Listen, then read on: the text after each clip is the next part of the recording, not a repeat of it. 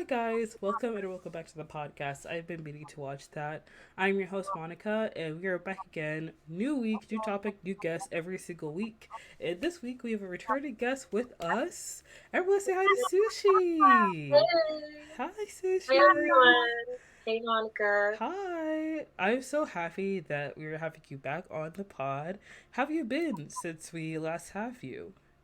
I've been good, developing content, watching the short Fun. films, Mm-hmm. trying to get more longer form content out there too. But it's difficult, and I've been working a lot, so it's harder to get content out there. So, but it's good. How about you? I've been doing pretty great, and you know what? I feel you on the content part. So happy to have you back on. One little announcement I do have in relation to what you just said is that we're going to be uploading full episodes of the podcast up on YouTube. Before, they were just like full episodes on Patreon only, but now I've decided to bring them onto YouTube. So the audio episode will be uploaded on all platforms on Saturday morning, and then Monday afternoon, you guys will get access to the full video portion so that you can watch all of our wonderful faces and, see us talking about your favorite movies and TV shows. Yay! Yay! Yes. So I'm so happy to have you back on, Sushi. We had such a fun time when you were on last time, so bringing you back on was a no-brainer. And today, since the month is the month of January 2024, we've been doing like a recap of all of our favorite things that we've watched in 2023.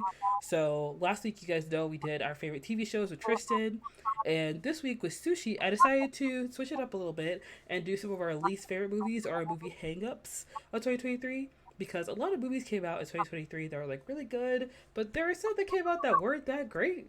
And I want to talk about them with Sushi. But before we dive into that, we are going to get into our first segment, which is Media Mania, where we talk about new releases or some entertainment news that has been coming up. And one new release that I'm very excited about, I'm not sure if it's out quite yet or if it's going to be out soon, is this movie called Self Reliance. Have you heard of that movie? Or No, what is that one? so it's a Hulu film, and I believe that it is produced by Andy Samberg. At least he's in the movie, but it's a film starring Jake Johnson, who played um, Nick. I forgot his last name. Nick Miller on New Girl, and essentially the movie is about this guy who's going to get $1 million if he can survive an entire day, but there are like a bunch of people trying to kill him throughout the whole day. Killer? Yes. That sounds interesting. I would Hmm. definitely watch that one. Yeah, so I believe that it is out, excuse me, on streaming or it's about to come out. And it was one of those movies that I saw like a trailer for last year, and I was like, oh, interesting. That's pretty cool. So it's like a thriller. It's a little bit of a thriller. It's a little bit of like a comedy vibe. Hmm. And I think it is Jake Johnson's directorial debut, which is really cool because Jake Johnson's a really funny guy. I loved New Girl, and he also had this other movie with like gambling. I forget what it's called. I have to look it up real quick. But that was also a really good movie. So I'm excited to see this film and see how good it is. No, that sounds fun. Yeah, I love a nice fun romp, nice fun action Yeah, movie. right? Like keep me entertained. Yes. Yeah, I like those. Yeah. Yes. And he's a great actor all around. So this being his directorial debut is really interesting because a lot of times, like, you have your favorite actors that become producers, and Hmm. you could tell, you see the comedy like come through in their Exactly. film. So it's really awesome that he's taken on like this new, challenge to, direct his own film. You know what? This Hmm. reminds me, and I just remembered. I saw it the other day. It just came out. It's called American Fiction, and Yes. you see, I just watched it the other day because I like to write, and I'm like a big book person, right? Hmm. And it talks about like a really pressing issue in publishing being that it's like when stories are written from marginalized communities, it's almost as if they have to write about subject matter that appeals to white audiences. Yeah. right? Yeah. And that's like a huge thing because there's a lot of like performative allyship in publishing, Mm-hmm. right? So it Yeah. really tackles that subject, Mm-hmm. which I've, and the way they did it was so good. Like, it was great. I liked it. I highly recommend it.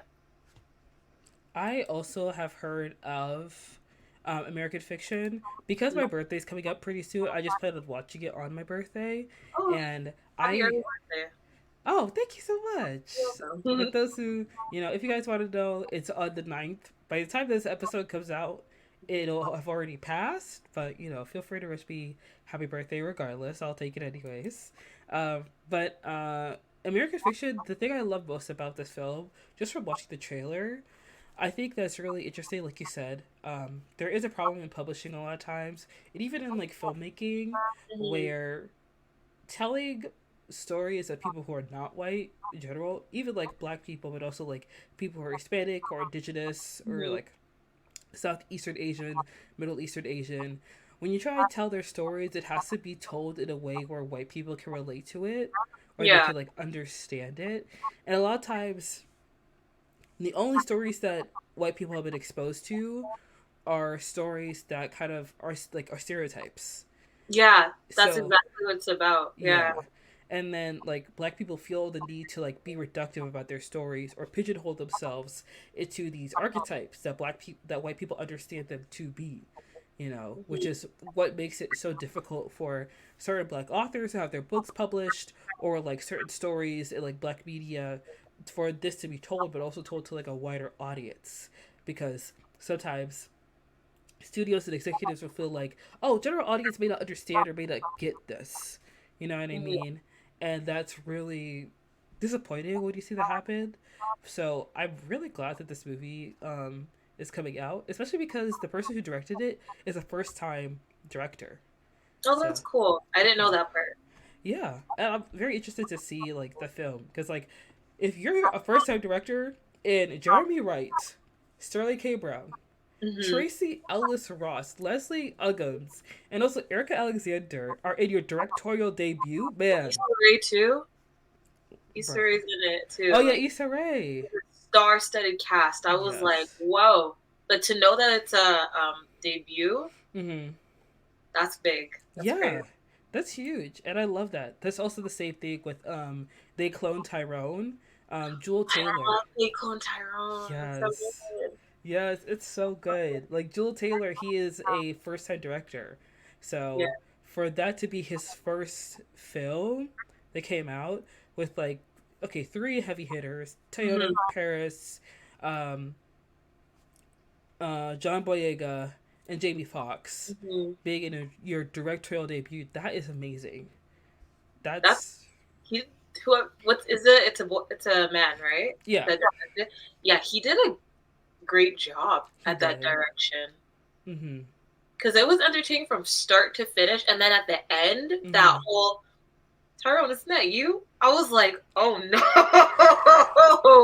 oh man, wait, Man. Tyrone? Like, oh, he gagged me. Yeah. It That movie was crazy. And was, wasn't it?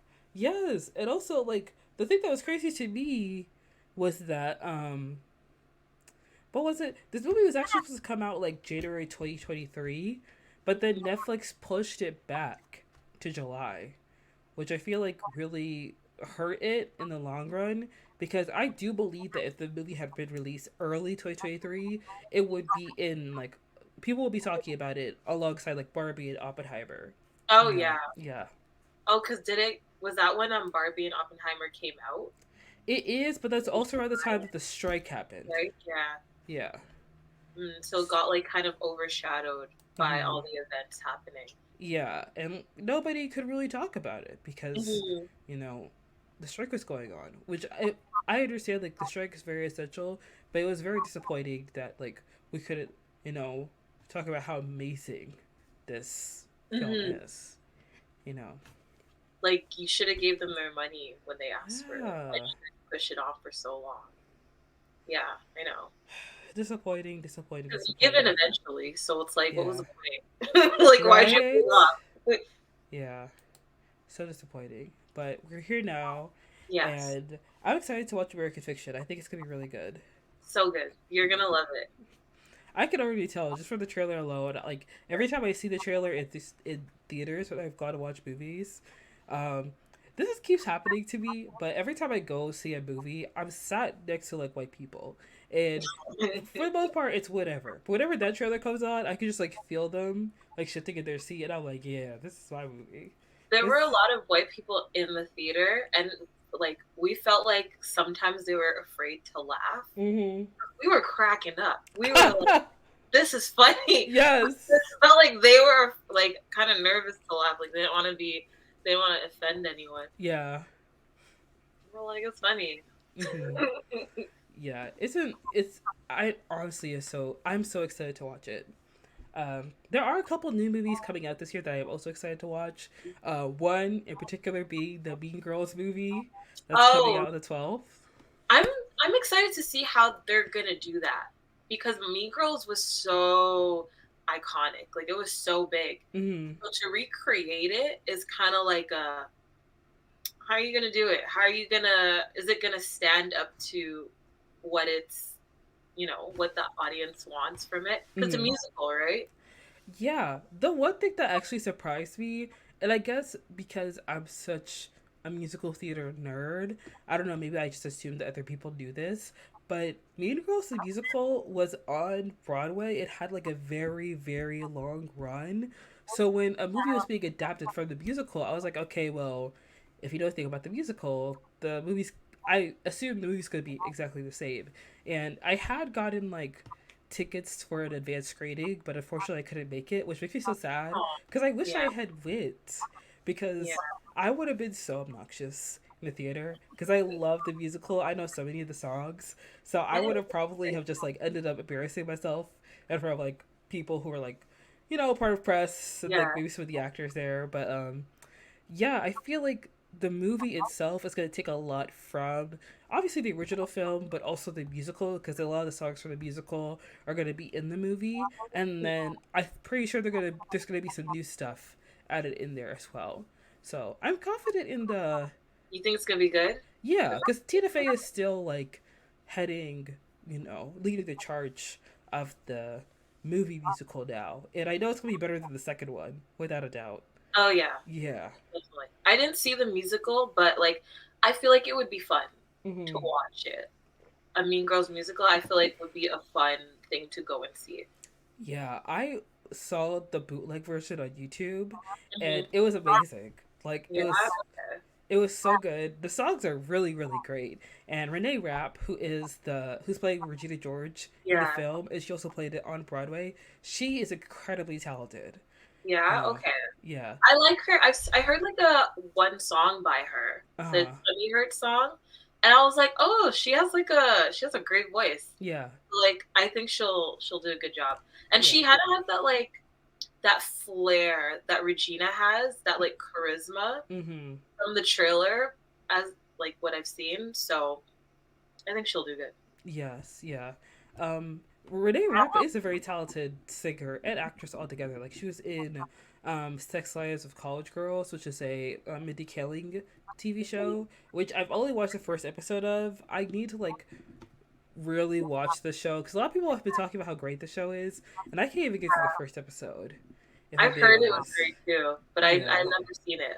But people love it. yeah. They love Pe- it. So People do love it, but it's giving me like the Mindy Kaling like kind of humor that I feel hmm. like I've kind of like lost my love for. So I don't Yeah. know if I'll be able to watch it. But her music is very, very good. She's an Mhm. incredibly talented singer, and I know her portrayal as Regina George will be these be outstanding. And I feel like it's just going to be like a fun, campy movie Mhm. that is going to be very enjoyable. And when I do see it in theaters, I know I'm going to have a really great time. Yeah. No, I agree. I Hmm. think it's gonna be good. I want to see it. I don't know if my friends will because they don't really like musicals. Yeah. But I think because I've been seeing this discussion online where apparently in order to get people to go see a musical in theaters, you got to trick them. So no, so they walk in not knowing it's a musical until they sit down and they're like, Oh, there's a lot of singing in this. So I'm wondering how that's gonna go by because I don't know how many people understand that Mean Girls was also a Broadway play. Yeah, I think that a lot of people think that this Mean Girls film is just a remake, and they Yeah, don't right? know that it's the movie adaptation of the musical. So I'm wondering if people are gonna get pissed. Or if they're gonna be like, oh, if Excuse me. they're gonna be like, oh, I actually like this. Or Mm-hmm. if they're gonna be like, what the fuck? I was expecting what I saw before. Yeah, No, I we'll think see. I think it's weird because I was talking to my social media manager, and she told me that she went to go see Wonka with her husband and some friends of theirs, and they didn't know it was a musical. They just went to go see it. They just thought it was a remake. That's the thing. That's what I saw when people were talking about Wonka. Yeah. That's where the whole like tricking people into seeing it. Because I didn't know it was a musical either. I thought it was just like a different version or like a prequel of Charlie and the Chocolate Factory. That's what I thought it was. But I feel like if you're watching, like if you're going to see a movie, me personally, I watch trailers. Or I at Hmm. least do a little bit of digging before I go see a movie. I'm not going to walk into a movie like totally blind, unless I feel like I can't watch a trailer because I feel like it'll give too much away. But Hmm. if you watch the Walker trailer, it's very whimsical. Is it? I didn't even see the Yeah. trailer. That's the thing. So I'm probably the opposite. I'll probably be like, oh my god, Wonka, and just assume that's probably it too. You Hmm. see Wonka and you assume it's just gonna be Charlie and the Chocolate Factory, so no need to do any research because like everyone knows Charlie and the Chocolate Factory, so you kind of just like, oh, another one, okay, I'll go watch it. You know, Hmm. that's what I'm guessing Yeah. most of the time happens. Especially, it's different, I guess, if it's like a brand new movie that no one has seen, and then it's a musical. Maybe then you would watch the trailer, but I don't know. I didn't even see the trailer for Wonka. Honestly, I just knew it was coming out. Hmm. I mean, for people like, if you thought it was a remake of Charlie and the Chocolate Factory, they would Hmm. have announced that they were casting a Charlie, right? I know, true, Yeah. true, It was but then just, you yeah. know, Timothy Chalamet is the selling point, right? You're not So, wrong. right, so maybe I don't know. It's true. People would be like, "Oh, there's a Charlie," but at the end of the day, we're here for Willy Wonka. Mm-hmm. I want to see what he's gonna do, Right. right? So maybe it's kind of like a, because even with like the Mean Girls musical, I knew Renee Rapp was Regina, Uh huh. but I have no idea who Katie is. And Oh, Katie's the the star, actress who plays Katie. I feel like I've seen her in like other things, but I can't remember what. right? Do you see? Like, Yeah. so we know Willy Wonka. Charlie can be anyone, but Willy Wonka is the star. Mm-hmm. Even though it is Charlie and the Chocolate Factory, like everyone's there to see Willy Wonka. Just like in Mean Girls, Katie's the star, but we're really coming to see Regina, Yeah. right? Which is interesting because like if you're the side, you're not the main, and you're supposed to be the side, but you outshine the main. It's kind of like it's pretty cool. I don't know. I think that's a really interesting thing that happens in movies. Mm-hmm. I do have to say, because I went to see Wonka with my family. Me personally, I like the movie. If I'm being honest, like some parts weren't that funny and not that good. I could recognize that, but like I actually cried twice during the Yeah. film. It was very sweet. Like his Oh, relationship with the young girl was very heartwarming, and I could tell like there was actually it was like very genuine, and I loved that. But I was watching the movie, and I feel like Timothy Chalamet, because he's such a big name, of course that's what drew people to the movie, but I mhm. don't feel like he played Waka that well, and I kind of wish that like they got a no name to play the Waka Yeah. Was he almost. not like animated enough? Because Willy Wonka's kind of like he's kind of animated, you know? Yeah, Willy Wonka has like this childish naivete to Yeah. him, and I think that Timothy is a very talented actor, like Hmm. he is, but I don't think he does whimsical well, in my Yeah. opinion.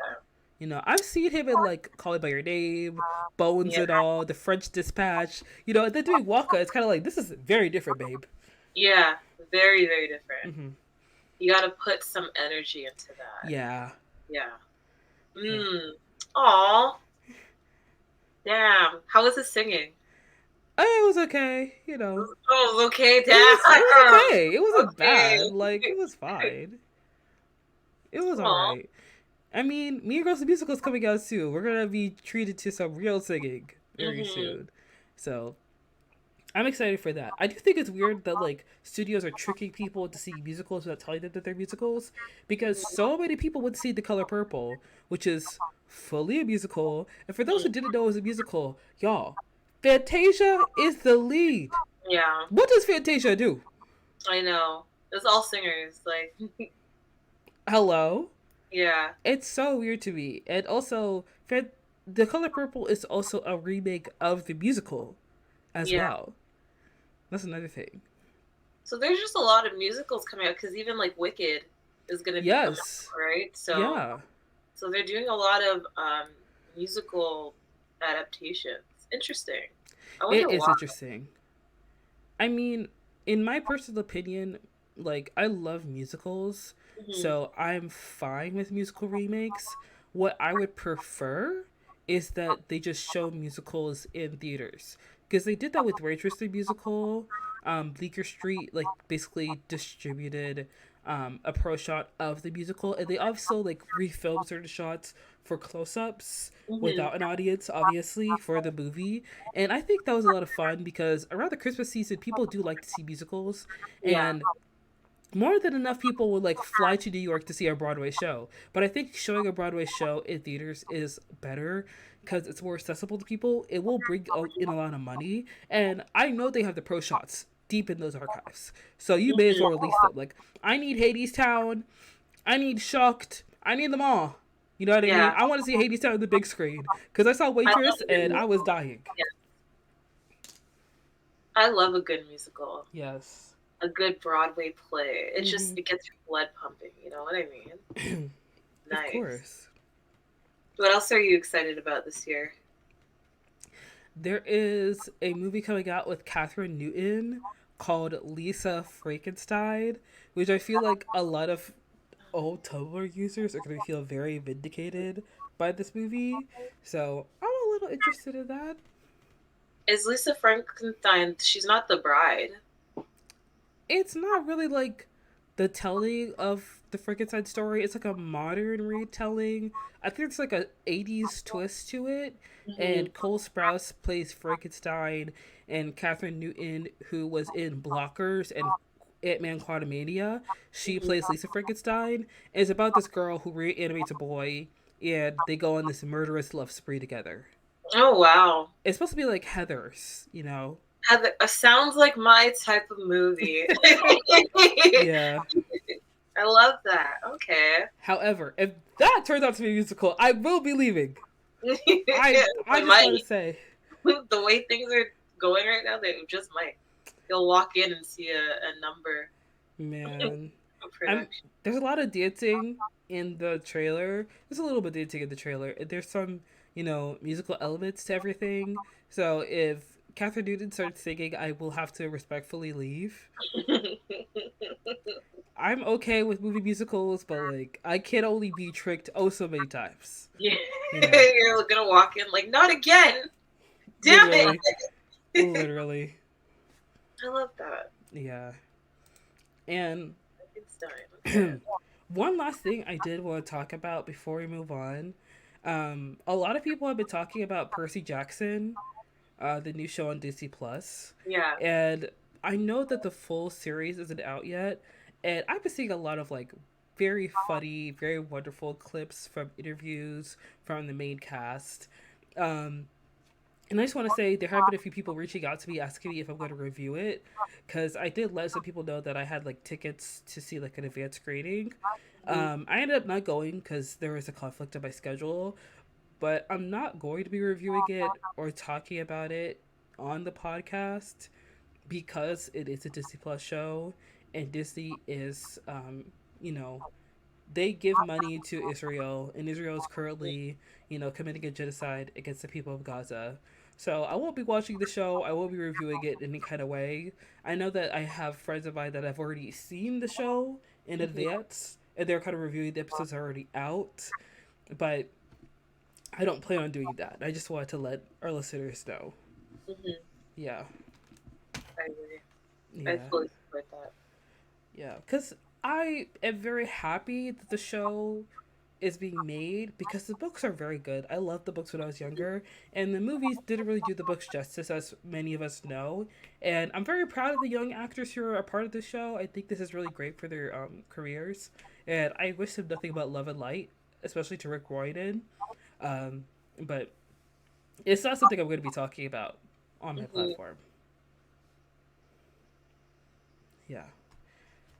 And one last thing, I don't know if you want to talk about this or not. I'm sure you've heard of the interview with Cat Williams and Shannon Sharp. By the I didn't time this, watch the whole thing, but from what I saw, I yeah, was like, "Oh my god!" by the time this comes out, this will be like old news. Hmm. But did you want to dive into this a little bit? Because I feel like it may be, He is a character. I will say that. yeah, He said, like, the thing that really got me like shocked uh when huh. he was like, "What do you expect? He married a whore," and I was like, Wait, who do you say that "Really? Did you about? say that?" And he was talking about Kim Kardashian. He was talking about Kanye and Kim, and he said he called Kim a whore, and then Shannon Sharp's like, "What?" And he's like, "I didn't mean it like that. What I meant was," Sir, and I was like, "Oh my god, did he really just say that?" how else would you have meant it?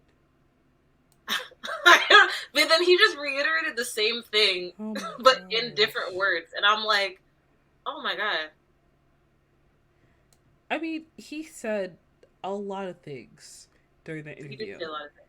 And the interview is also quite long, if we're being honest. And another thing is that I feel like we need to have a discussion about like celebrities to a podcast.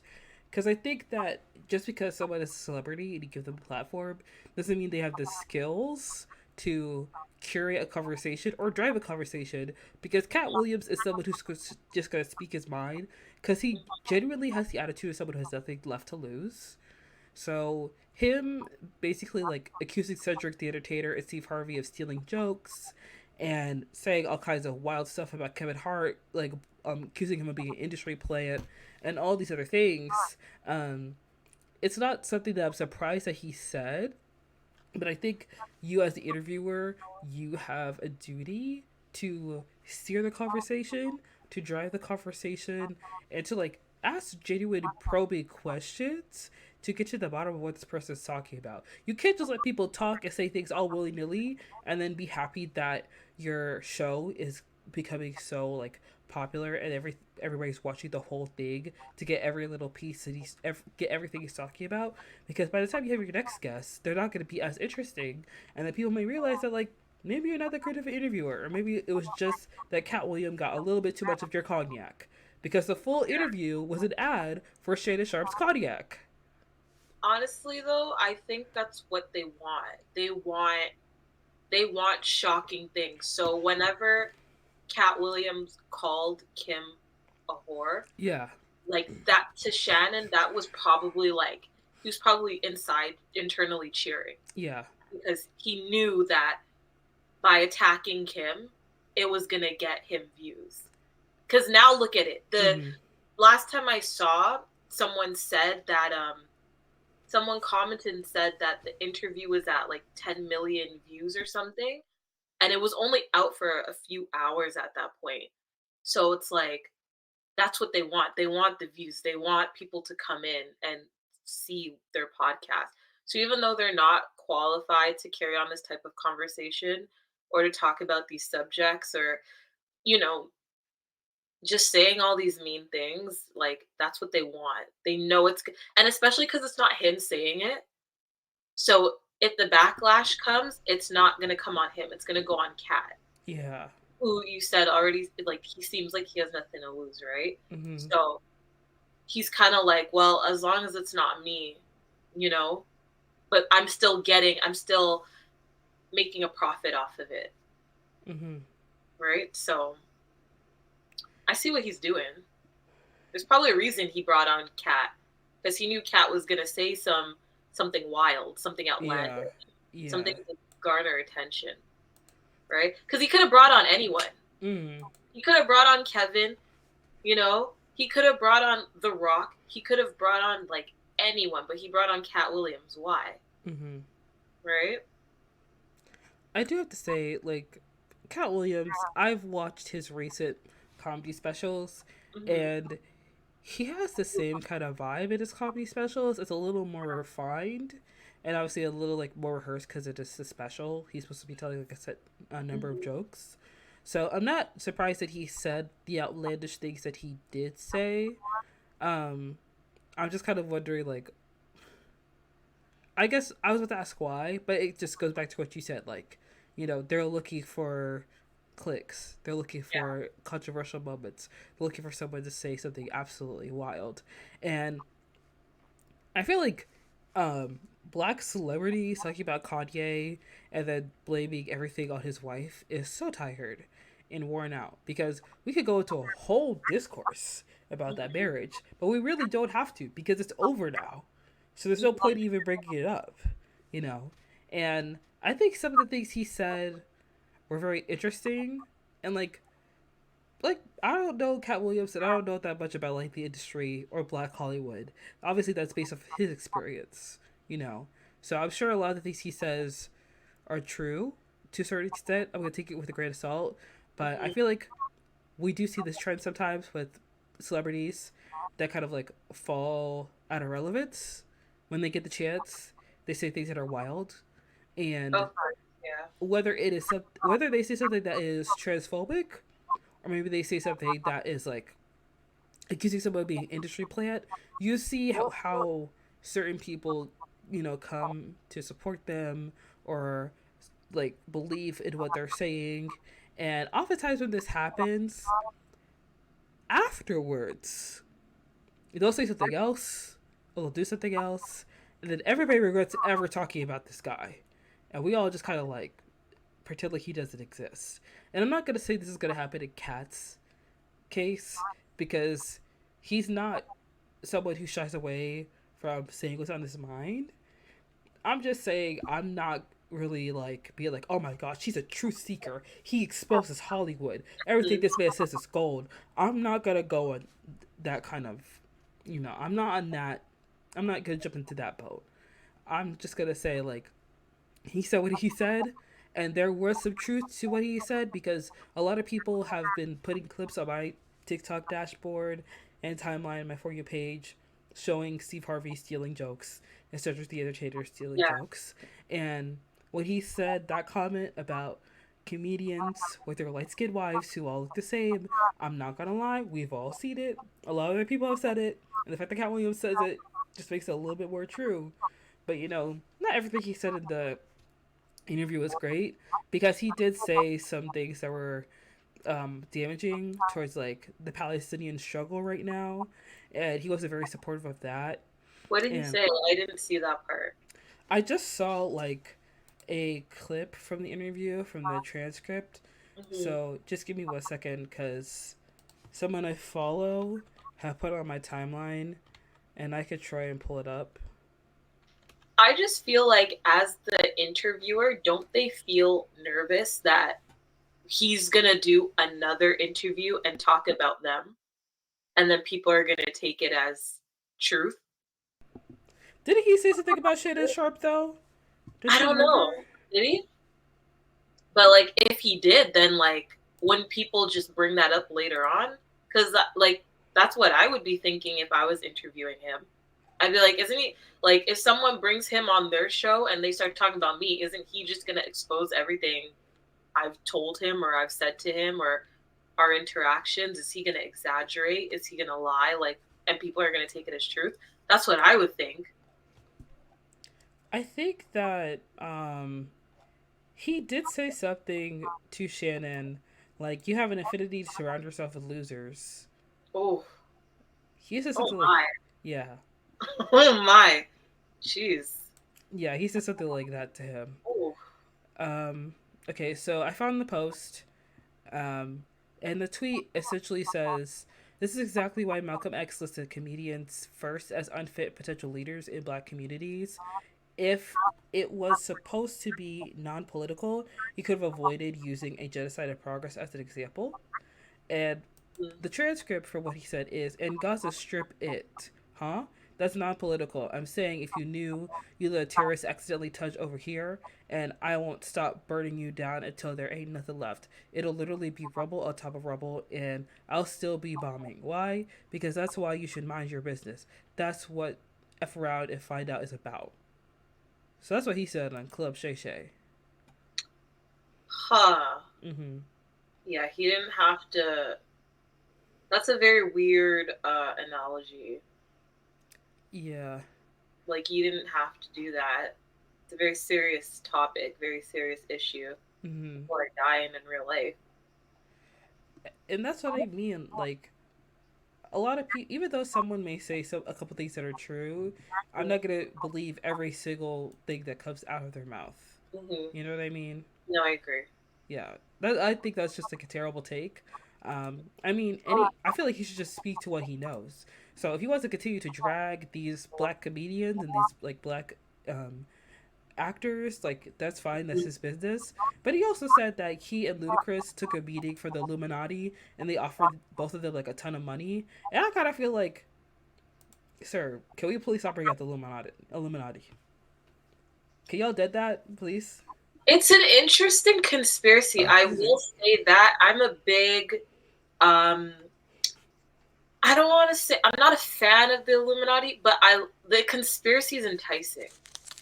Enticing? It's a rabbit hole. It's a very very entertaining rabbit hole to go down because then you go on YouTube, you see them playing Beyonce's songs backwards and like connecting it to. It's entertaining. I will say Sushi. Sushi. it's very entertaining. I love it. Personally, I think it's so entertaining. And then they'll like, they'll like make drawings. Like the celebrity will be like this, and they'll be like a drawing Illuminati, and I'm like, really? This is fun. This is this is fun. I like it. Let me see. What else can Oh you guys my do? gosh. What else can you come up with? See, you're watching it because you're laughing at them and you think it's funny. I can't watch it because I've talked to people, like, you start one conversation with a certain person, you talk to them for long enough, you start understanding, like, oh, they actually believe this? I gotta back away. I gotta take I gotta take one giant step back. Like, nah. It's no, like if you go down the rabbit hole deep enough, you Hmm. might start to believe certain things, but at the end of the day, you just like it's like this is a lot of work for to create this whole organization. It seems like it's at the end of the day, this is supposed to be a top secret, elite organization. So why does the whole world know about it? Yeah. Why So is some random guy on mhm, YouTube with a terrible mic and a couple stock images talking about something that's supposed to be a big secret? exactly, Be for like real. I can understand mostly like the if they connect it to something like the whole Scientology thing. Yeah. Okay, you know what? They've done that, sure. But when you think like when you say like Beyonce is kind of in the same group as like all the government leaders, it was kind of like, okay, well, why is like what does Beyonce have to do with the Prince of Dubai? Yeah. Where's the correlation? What Mm-hmm. is he? Why are they working together for what? And Yeah. then when you think about like the whole idea of the Illuminati, like what is their goal? To control the world? Mm-hmm. Doesn't the government already control the world? Like what more are they going to control? Do you know what Yeah. I mean? So it's Yeah. like That's just not. money. Yeah, that's not my bag. That's not my They're cup all, of tea. they're already rich. Yeah. How much more money are they gonna like for what? Honestly, I feel like Cat Williams, whatever's going on with him, I don't think we're gonna hear from him again until maybe like 2025. So, sir, Maybe.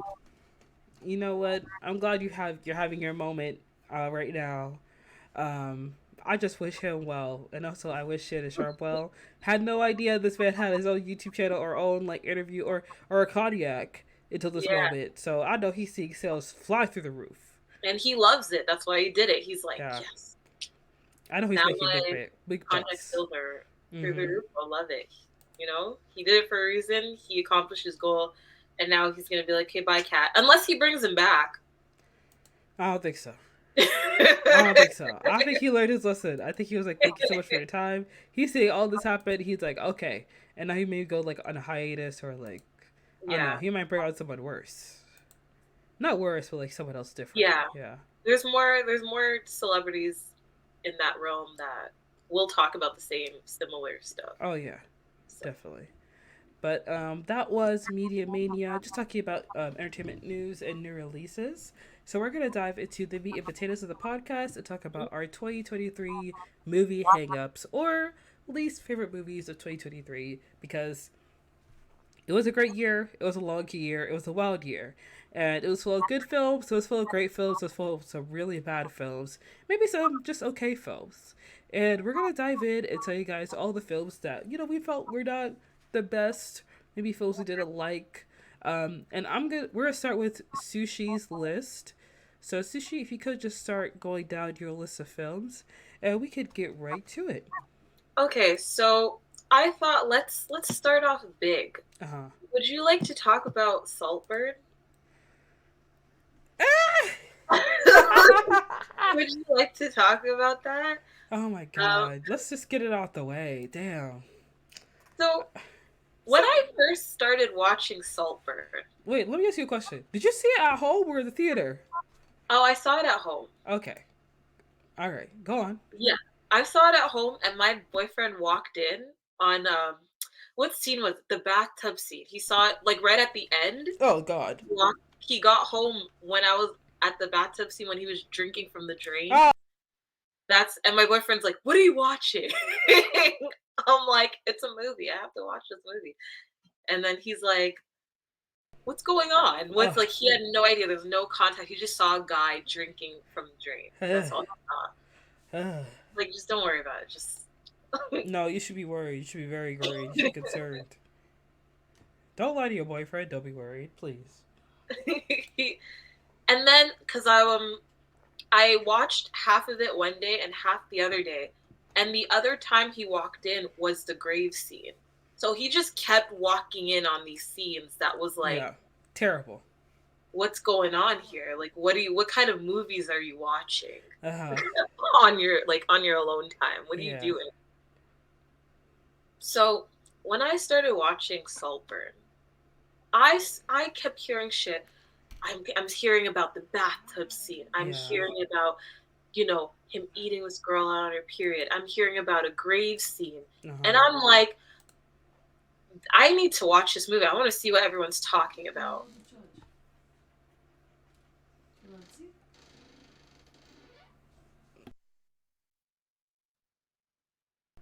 Sorry, my mom just walked in. Continue. Okay, it's good that I stopped then. It's good that I stopped. All right. You were saying? I was saying I thought I was gonna see I was expecting to see Jacob Elordi Uh huh. getting head or something, or he was in some like a homosexual relationship with this guy. They fall in love. You know what I mean? That's what I was expecting. Yeah. Despite all the weird other shit that I'm like, oh, maybe it's just still gonna be like a love story, and there's just some weird stuff happening Mm-hmm. as a side plot or whatever. But that's not what I saw. I'm gonna be honest and say that when the trailer first dropped for Saltburn, I did plan on really watching the movie because Emerald Fennell, I know her from obviously Promising Young Woman and Mhm. also her stint as the showrunner on Killing Eve. So I already know her work. I know she's very talented. For Saltburn, it just seemed like another film that was coming out where it was very beautiful, very artistically well done. The Mhm. cinematography is amazing, and I It was didn't know anything. beautiful, Yeah, it was beautiful. right? Yeah, and I didn't know anything about the story of the movie. But personally, for me, I wasn't really planning on watching it. And then everyone started talking about the bathtub scene, and I was like, okay, so now I have to watch this movie because something Yeah, else has to happen besides just this. And a friend of mine told me yeah. that like the bathtub scene is the least of it, Monica. And I'm like, well, girl, now I gotta go see it. What did they tell you about the bathtubs? Because I just heard there was a bathtub scene. I didn't know what it was. I Uh-huh. just knew that there was some wild shit happening in the bathtub. And I was Some like, I need to see it. Like, yeah. what's going on? I just saw tweets of like you know, Barry Kogan drinks Jacob Elordi's bathwater. And then the full clip was released on Twitter. And I started watching the clip. And then I saw him start like looking at the bathtub. First of all, it's a full clip. So I'm watching Barry watch Jacob, Hmm. and then Jacob, finishes, drains the bathtub, and then he starts walking into the bathroom. And then I'm like, okay, I gotta stop. I actually have to pause it right there because I could not go any further. And when that scene came on in the movie theater, I fully closed my eyes and were like, no, I don't think so. And then there were people in the movie theater with me when I was watching it in the theater. And then there's a couple in the back, and this one guy went, oh. And I was like, like, it was just something like, he just kind of discovered, like, oh, this isn't weird or strange at all. It's like, oh, that's what I happened. think he probably, because everyone was talking about this bathtub scene, how wild it was. Mm. So when I saw it, I was expecting a lot more. Hmm. Like, I was expecting it to be a lot more wild Hmm. than what I saw. So when I saw him only drinking the water, I was kind of like, okay. I'm not. I thought something else was gonna happen. Uh, Like, so I guess that's probably why the guy's like, oh, he was probably expecting like some wild shit to happen. when I first heard about the bathtub scene, I thought that Jacob Elordi's character had was like forcing him to drink his bathwater, like it was like a Oh, hazing okay. kind of thing. But Hmm. then when I watched the clip on Twitter, it sounded like he did it of his own volition. Then I was like, Hmm. okay, so this guy's unhinged. Yeah, he was. Mm-hmm. When Got I it. By the end though, I was very much like, I felt like there were some unanswered questions, like why did he choose that rich family? Maybe I missed it, Hmm. but why did he choose that old money family and not a different one? Is it just because they happen to be going to the same school? Is that it? Um, from what I tried to get from the movie, Barry Kilgan's character obviously does this a lot where he's already upper middle class, but for some reason he wants more, he desires more. It's Mm. kind of like how Jacob Elordi's sister in the movie, she said like he's a moth. He's Yeah, attracted to pretty things. pretty things. Yeah. So he's used to doing this where he gets very attached to rich families and kind of like inserts himself into the family and like goes on probably vacations with them or goes to Thanksgiving dinners with them or whatever. And he has this opportunity to go to this really great school. And because Jacob Elordi's character is so beloved and so well liked and so known, I guess that's what drew him to this Into guy in the first place, and Yeah. that's why he chose him. Okay. Yeah. Because like I was trying to think of like the meaning of the movie at the end, and I was kind of like, okay, well, he says, because at the beginning he's talking about, oh, am I in love with him? Remember? And then it stops, and then at the end he says, well, I loved him, but sometimes I hated him. Yeah, at the Right? end, he made it seem like he hated Felix. And I'm just going to say this right now. I don't think that was a really great payoff because Yeah. never in my life have I hated someone so much that I had to insert myself into their family. Hmm. Like, become Like, friends with their mom and drink their bathwater. You have yeah, to be like missing a couple of screws in here to that's be acting like that. that's why I was kind of like, do you really hate him? Like, you hate him enough to drink his bathwater? Mm-hmm. I don't know. Something's not adding up. But then I started thinking about it, and the way I thought of it was like, okay, well, he's clearly obsessed, and obsession can sometimes be confused with love, Yeah. right? So he says he hates them, but I didn't believe that he genuinely hated them. I think he was obsessed, and I think he wanted to become them, Mm-hmm. right? But if you're in order to become something, you kind of have to be obsessed with it, right? Yeah. With the process. You want to become a doctor, you kind of have to become obsessed with medical stuff and Mm-hmm. biology, right? You got to know everything you can about them to become it, right? Right. So he wanted to become them. So what did he do? He inserted himself as close as he can to them. And Yeah. then at the end, like the grave fucking scene, that was a literal, to me, based off what he says at the end, like, oh, I hated them, it was a literal fuck you. Mm-hmm. Like, look at me. I'm fucking your grave. Mm-hmm. I'm here and you're not. And I'm gonna Yeah. take everything from you. Yeah. Right? So, and it was also very, like, I thought it was a story about, like,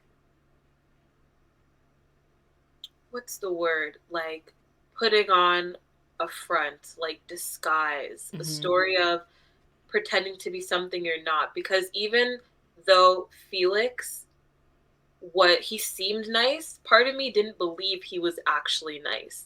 Like, I Yeah. don't think he would have befriended Ollie had Ollie not put on that front about being poor and, like, having this horrible life. And, like, I think if he came out and said, yeah, like, my family lives in this nice house in London or wherever he's from.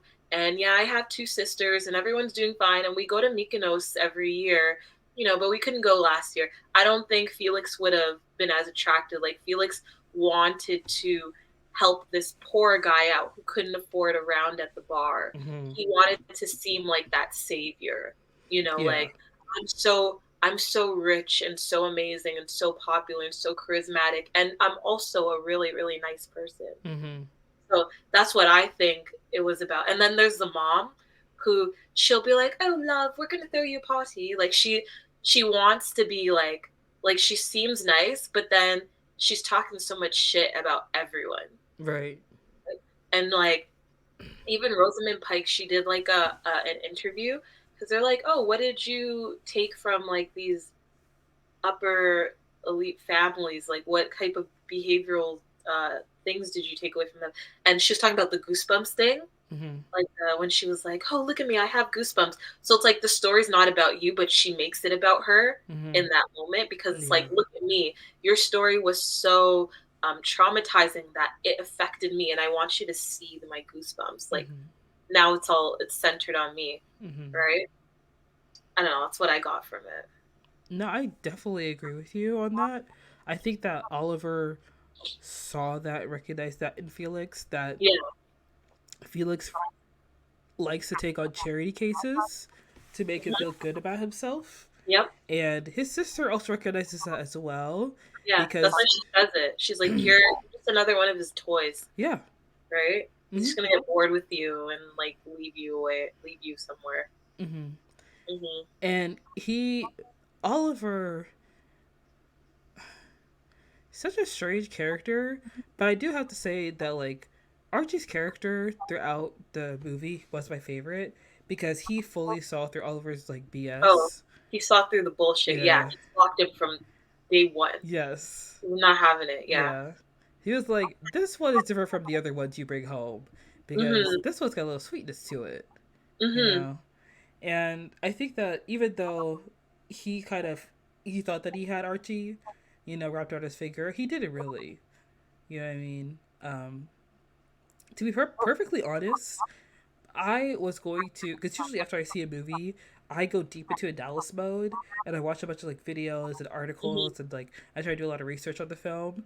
But after watching Saltburn, it felt like such a strange movie to me because it was going in one direction and there was such a huge shift at the end that I don't feel like it was intentional to the story. I kind of feel like they only did that twist at the end just so Emerald Fennel could, like, one up us and be like, Yeah. "Ha! You thought the movie was gonna end this way, but it didn't. It ended this Yeah. way." I definitely felt that too. Yeah. Because I was like, where did this even come from? Where did this twist Yeah. even? It just came out of nowhere. Like, Mm-hmm. what do you mean he planned this all? What are you talking about? Like, he drank his bathwater because he planned it? Like, what do you Yeah. mean? Like, what were all these scenes for? Why did he Right. eat out his sister? I guess to, like, Yes. he's trying to seduce them. He's trying to seduce everyone so that they fall in love with him, so they don't see through his facade, Uh huh. I guess.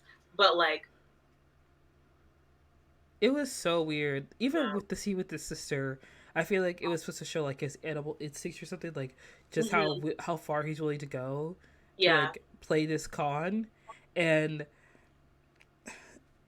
honestly, I don't even know why she made this movie, because Emerald Fennell herself is from a well-off family, Hmm. and I think that this is supposed to be a film like an Eat the Rich kind of film, like Triangle of Sadness Yeah. or The Menu, but it doesn't really accomplish that because Oliver isn't taking this family down because he hates that they have all of this wealth.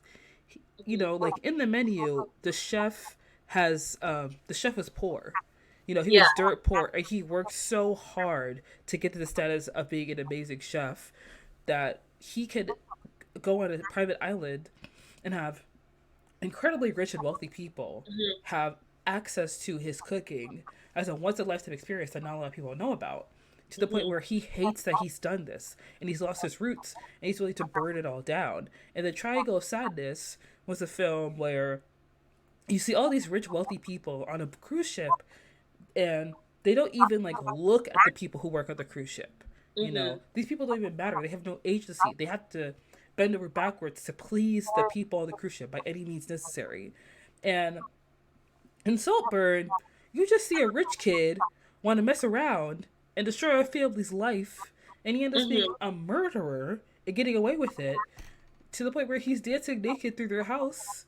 And it's like, Hmm. I won. I got everything I wanted. It's like, you could have attained that same wealth if you just worked with your dad at whatever company he worked at, invested a Exactly. little bit, and then you would have got there. You didn't have to go through all of this, you know? Yeah.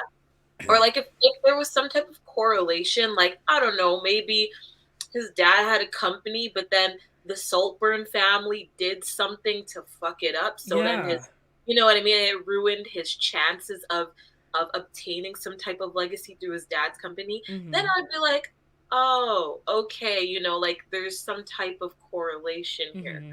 But there was like nothing. It was like, oh, okay. Yeah. It's like he felt like he was well off, but he Hmm. wasn't rich enough. Like he wanted to be stupid rich, Yeah. like Felix is.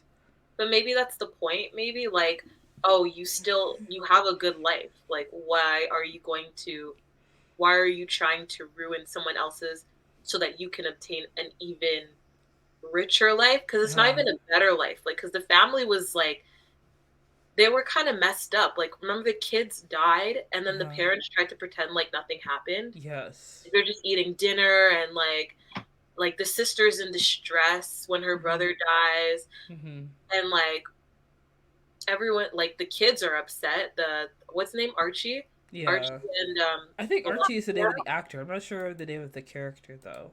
yeah, I don't remember his name, but they were upset when Felix died. And remember, the parents are just eating. They're Uh-huh. just eating, like trying to talk like nothing happened. So it's not even like he would obtain a happier life, but maybe that's the idea. Like the idea of wealth is what he was aspiring to have, and not necessarily happiness. Like he thought it would make him happy, but I guess it did in the end, right? Because he was parading around their house naked. I feel like this guy was so terrible. Like Yeah, but Oliver's character, like I remember vividly the scene where Rosamund Pike's character is like on her hospital bed and hmm, he rips the tube out of her throat in one go, and I'm like, yeah, that's violent. yeah, You know, it's that's vile. It's that's horrible. brutal. Yeah. Also, with Eat the Rich satire, with Eat the Rich kind of films, you're supposed to be cheering on the protagonist who is like the poor person.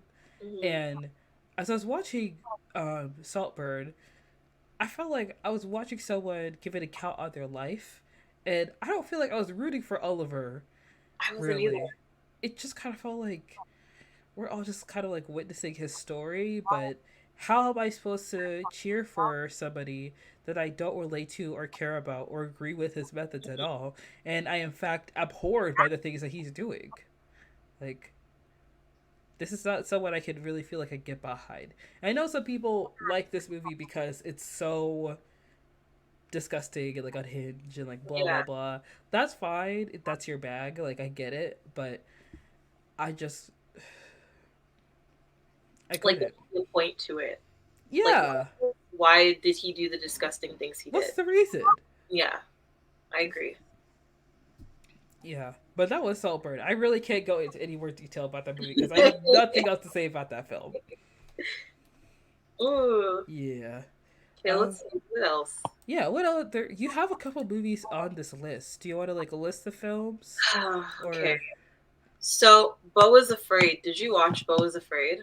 I haven't watched it. I actually did want to watch Beau is Afraid, because I love Ari Aster. But so many people had so many mixed reviews about it, and to be perfectly honest, I just never got around to it.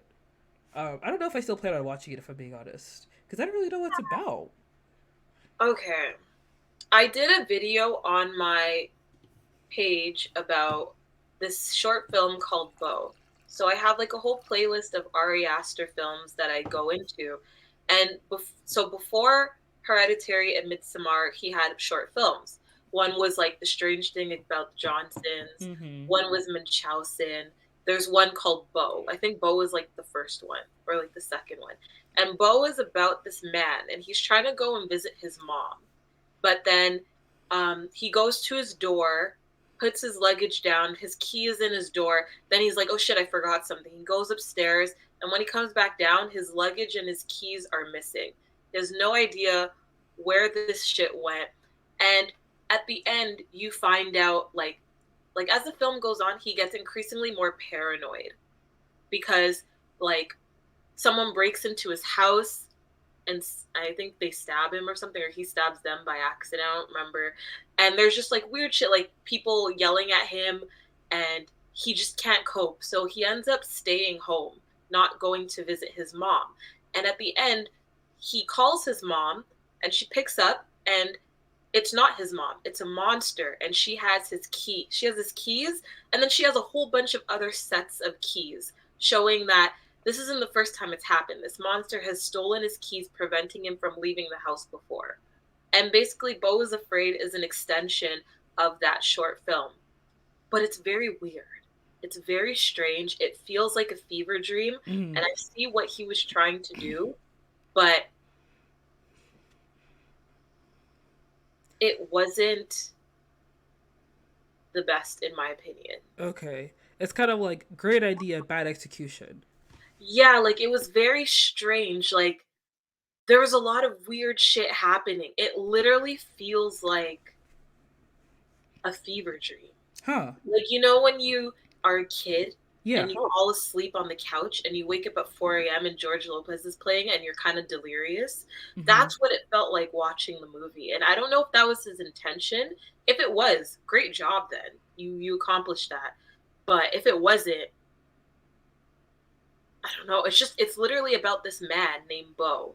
And um I think I don't remember exactly. I think his mom got sick or something, or he has to go visit his mom. And he lives in like a really poverty stricken area, Mm-hmm. even though he doesn't come from poverty. His mom is the head of an advertisement company. So they have money, they make money. And he's trying to get to his mom, or I think she died or something. Something weird like that. He's trying to get to his mom's funeral, I think.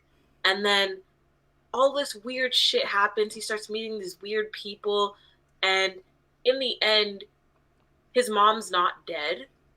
She kind of just faked her death so that he would come visit her. Mm-hmm. But then Okay. it's very very strange. Like you should watch it and like I would love to hear your opinion on it. Hmm. Hearing you talk about this movie reminded me of like how a lot of times filmmakers they'll make maybe one or two really good films, Mm-hmm. and then you're like, oh my god, they're so talented. Oh my gosh, look at this person. Look at this filmmaker. Look at this Mm-hmm. creator. Look at this director. Look at what they've done. And so the next movie they make, everyone automatically is like ready for the next masterpiece. Yeah. And then when it doesn't hold up to it, it's kind of like, oh, so I guess the next one will be better, you know?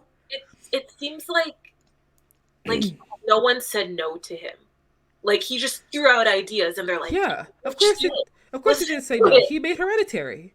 Yeah, that's what it seems like. But like sometimes you need to say no. Like Yeah. there was a scene where a Bo goes to the attic, and there's a giant dick, and it can like walk and stuff. It was very very weird, and I was watching it, and I was like, why is there a giant like What? talking dick in the attic? Okay, It was that's very another. strange. That's another thing I don't like.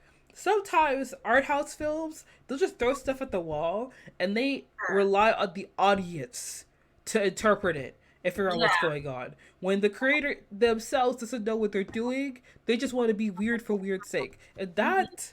that sounds like weird for weird's sake. Because why would you even do that? What's the point? What's the purpose? What's the reason?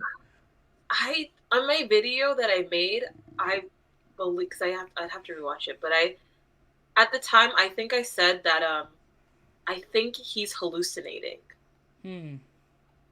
He's hallucinating, or his mom is just really good at what she does because she works in advertisement.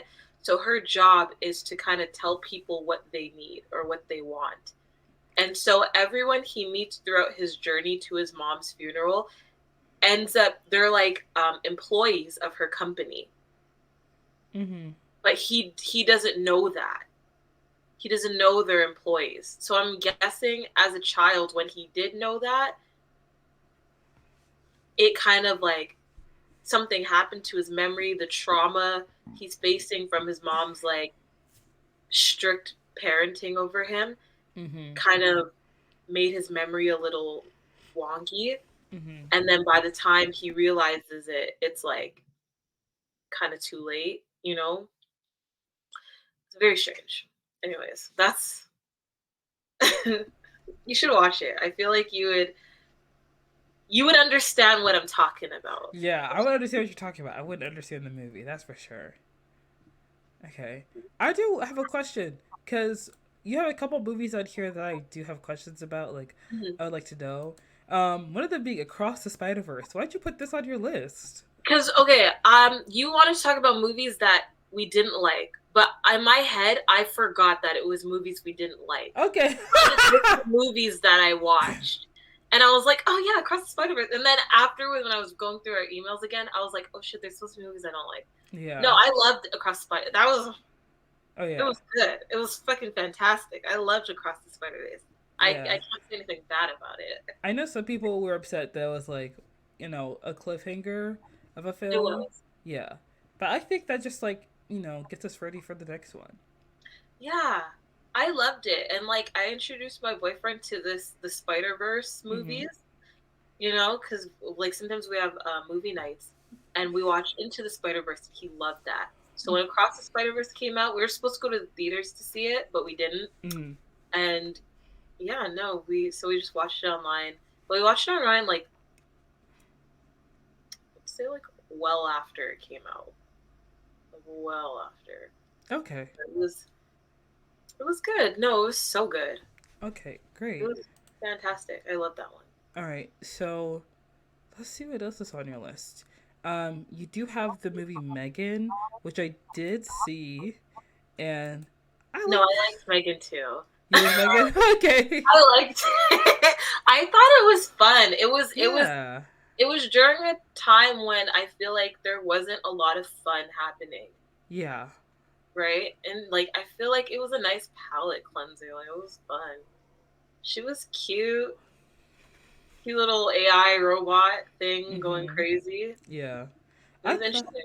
I thought it was a good movie, but I do have to say, I think her name. I'm not sure the actress's name, but it was the same actress from Get The Get Out. Out girl, yeah. Yeah. There's something in the way that she acts that I just can't get behind. Like it's the same thing with Dakota Johnson.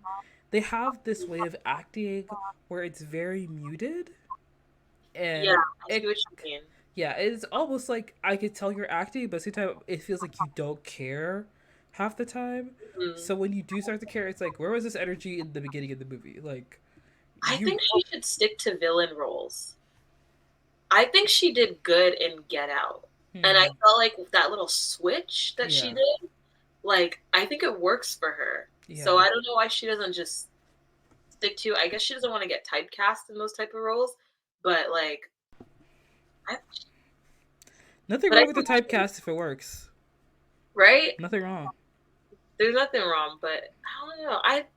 I liked Megan. I Yeah. liked it.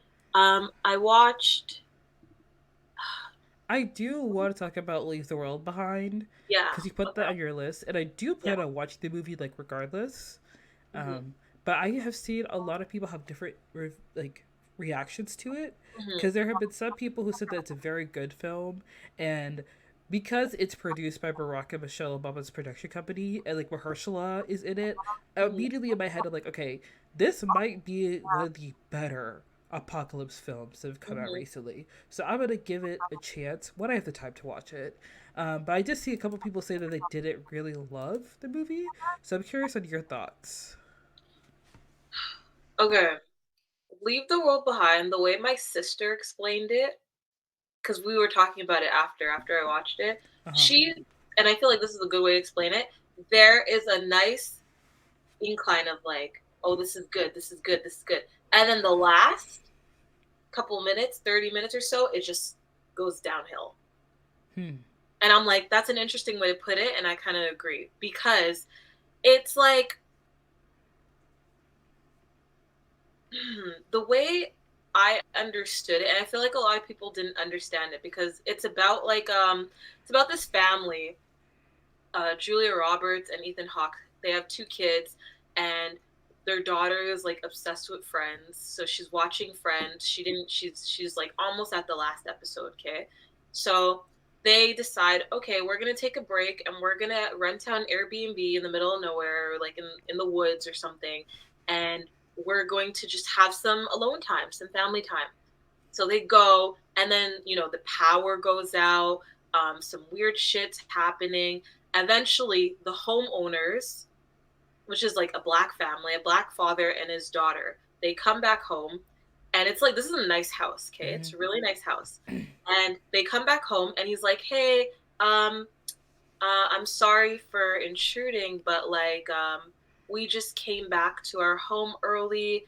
I apologize. We can refund you half the money, blah, blah, blah." And at first, you get this feeling like, I personally got the feeling that she was a little bit of a racist because she looks at them, she's like, "This is your home." And I'm like, hmm, Hmm.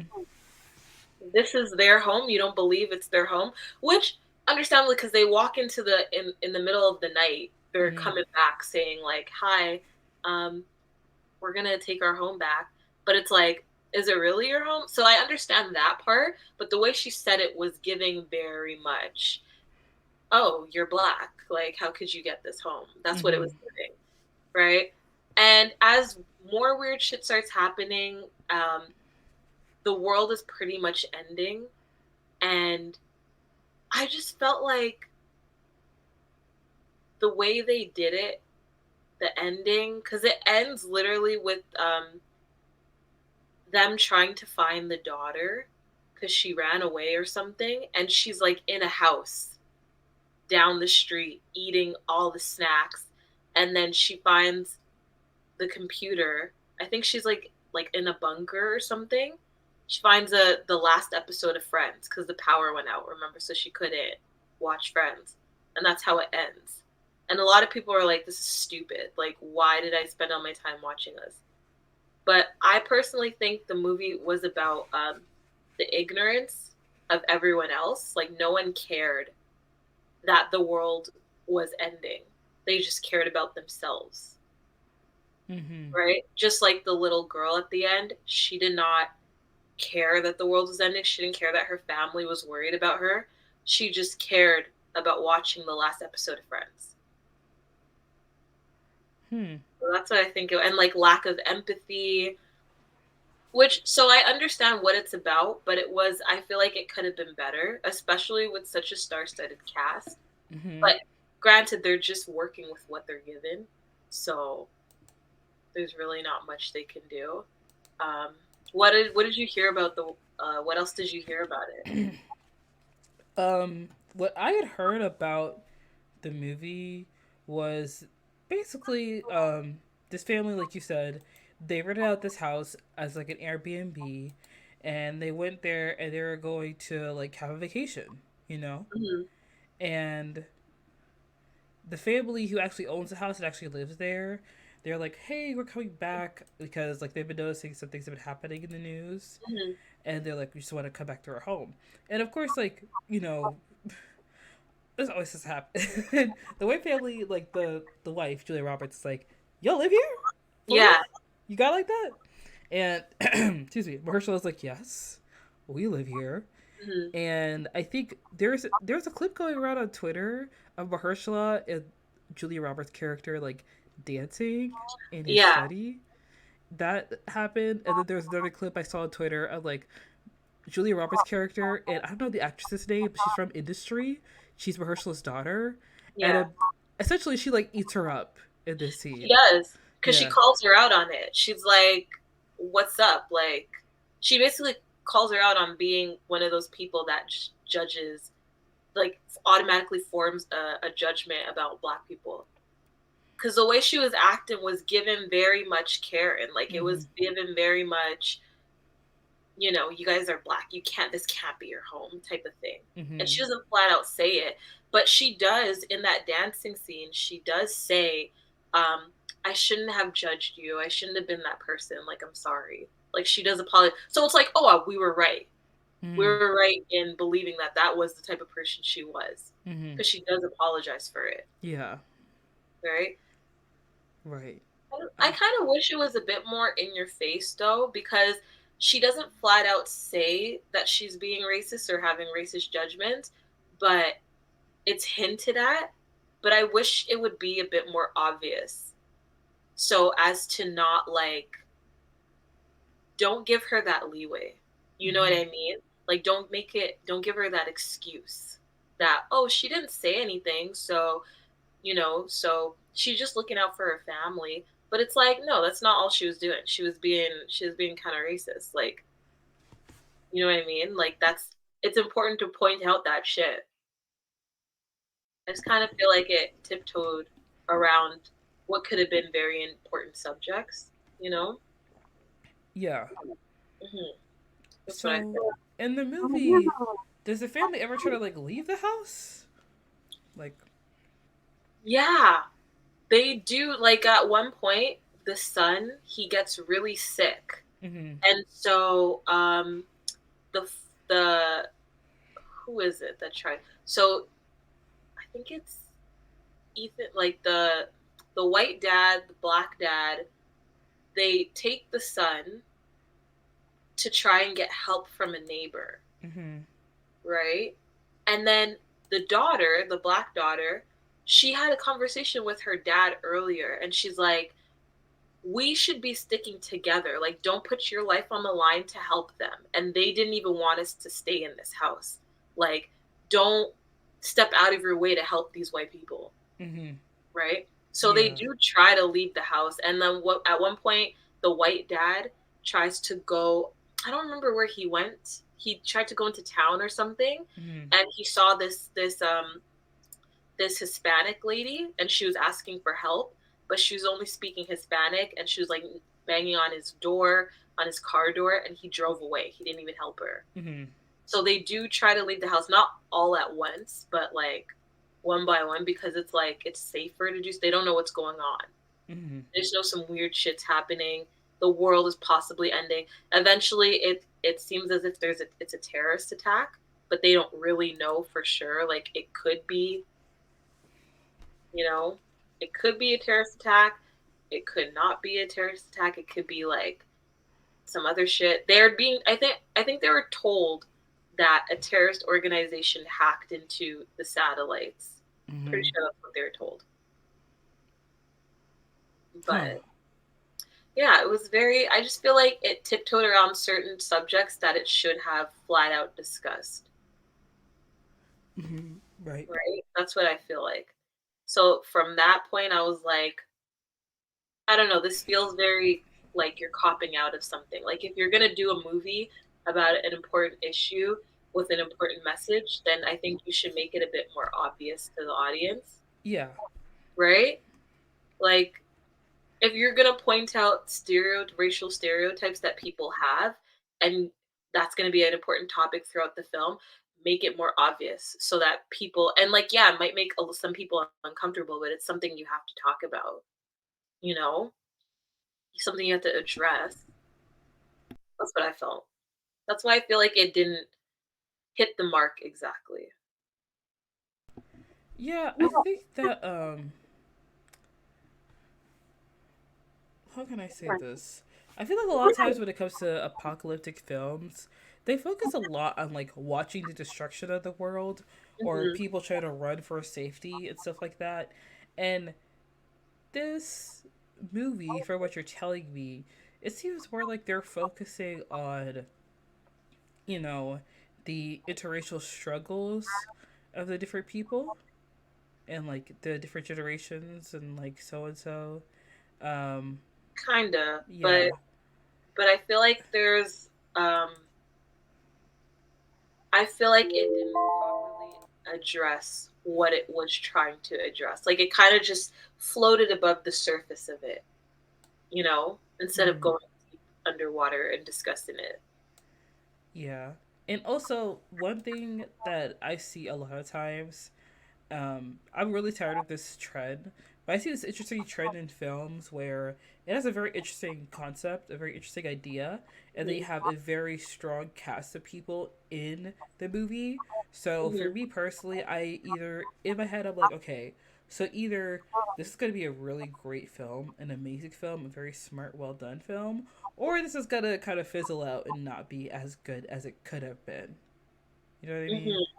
And I feel like this movie is kind of jumped into like the second part. Yeah, and I'm wondering if because the Obamas are behind it, they didn't want to be too what's the word? They didn't want to be too in your face about certain topics because they do Yeah. have that political um what's the word I'm thinking about? They have like a reputation, right? Like, they need to appeal to the public eye in some way. Mm-hmm. So they can't offend everyone, or Mm-hmm. they have to try hard not to offend someone. Do you know what I mean? Yeah, and that's the thing that sucks because if you make a film about something like the end of the world and you want to bring up Mhm. racism, but you don't want to offend anybody, then you're just kind of like copping out and you're just kind of like towing the Mhm. line, and then you're not making a stance on anything, and that just makes it boring. And then Yeah. you have no like real message behind it. So then you're just wasting everyone's time, really. So that's Honest, what I that's just what want I'm to, wondering. I also want to say this reminds me of a TikTok I saw a while ago. There was this girl that went to a class that was taught by Hillary Clinton and someone else, I think an academic, and I don't remember what school she goes to. It's a very well like Ivy League school like Princeton or Mhm. like Yale or Harvard Brown. I'm not sure exactly, but she said that in this class Hillary Clinton and the academic, the people go to the class and essentially they weren't really teaching them. They're just talking at them. And it felt like they were attending lectures. And they couldn't Mhm. really ask questions during class. And there was, like, on the last day of school, there was a Q&A section where they could ask questions, but they had to send in the questions, and the questions were, like, Mm. reviewed and picked. They're screened and Yeah, stuff, right? they're Yeah. screened. And then the um Hillary and the academic talked to each other, answered the questions, but didn't really talk to the class, or Mhm. they didn't really allow the classmates to like participate in the conversation. And whenever Hillary would talk about something that was like kind of controversial Mhm. and like a strong topic, subject matter involved in politics, she would be middling, towing the line.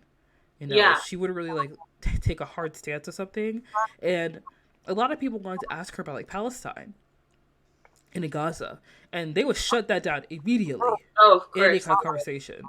So that's Mhm. what it reminds me of, because it seems like a lot of times when like it seems it's kind of ridiculous that you would get into a career of politics and then when you leave that career of politics you don't want to like stand firm on your ideals or your thoughts or your opinions because like You either want to keep people on your side in case you want to re-enter into that world, or you don't want to lose the connections that you have already. And honestly, I feel like that's ridiculous.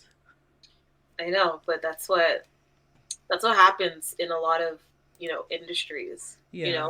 Even like there are celebrities who won't say certain things because they have to kind of appeal to the masses, Mm-hmm. right? So I know it sucks because as a politician, like that's your job, right? Like you're supposed to be representing people, Mm-hmm. The but constituents. you know, that's I guess Yeah. not how it really is. No, it's not.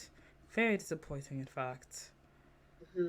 I'm not sure if we're gonna watch it now, just based off what you said. Maybe I will if I could get someone to watch it with me. But to watch it on my own is very unlikely. You should still watch it just so you can form your own like opinion on it and or like see what I'm talking about when I say these things, and then you'll be like, oh, that's what you mean by that. Like I see it too. Yeah. Or you might have like a different opinion because some people did like it, some people loved it. Mm-hmm. So Okay. We shall see. mhm, So those were your movie hangups of 2023. I'm gonna go through mine.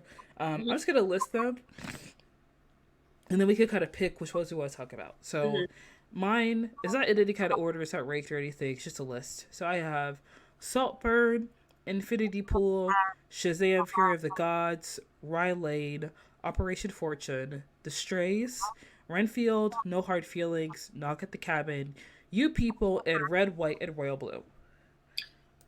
Hold on, correct me if I'm wrong. The Strays is the one about the black lady who's afraid of black people. Yes. Yes. Yeah, I put that on my list. Because let me tell you something. I watched that movie on accident. I fell for the whole Netflix, like, first movie on the screen. This is recommended for you. And I was like, Netflix, you see me. And I watched it and I immediately regretted it. I just remember giggling because she was like, I'm like, girl, what are you what are you afraid of, Yeah. bro? What are you talking about? What's going on here? Like, do you see your own complexion? Yeah. Babe, you sit out the sun a little too long. You gonna be looking like these people too. I remember my sister and I were watching it and like because we did not take that movie seriously. The moment she No. started like, getting scared of black people and she's black, we're like, we took it as more like a comedy at that point. And then the ending, when she dipped on her family, Yeah. she left her family there, and Yeah. we're like, no, she didn't just do this again. She didn't just ditch Shopify her helps you family. sell at Like, we couldn't believe it. I'm gonna be honest. It's been a while since I've watched this film because it came out at the beginning of last year, but it truly was such a bad movie, and I feel like, excuse me, what made the film worse was the fact that she did abandon her kids. Like, what was the point of this movie? What was going on? Why did y'all make this? Why did Netflix say yes to this movie? I don't even understand. I don't know. And then they like, I didn't get it. I was like, why does she keep leaving her family, first of all? It's so terrible because as I was watching the film, I could tell like this actress, she seems like a really good actress. Like she seems like someone who is like very talented, Hmm. but she's stuck in this film that is so bad. And for those who don't know what movie we're talking about, this is The Strays. This is a Netflix film. It's a horror movie. It's about this biracial woman. She's upper class. Um, she's living this beautiful life with her family. She's a socialite. She's the head mistress of a private school. But soon her life is jeopardized because her troubled past resurfaces, to take down everything that she's built. Isn't she like pretending to be white? Was that the thing? She's pretending to be a white lady? It felt very much like passing. Or like white passing. Yeah. Yes. Okay. Yeah.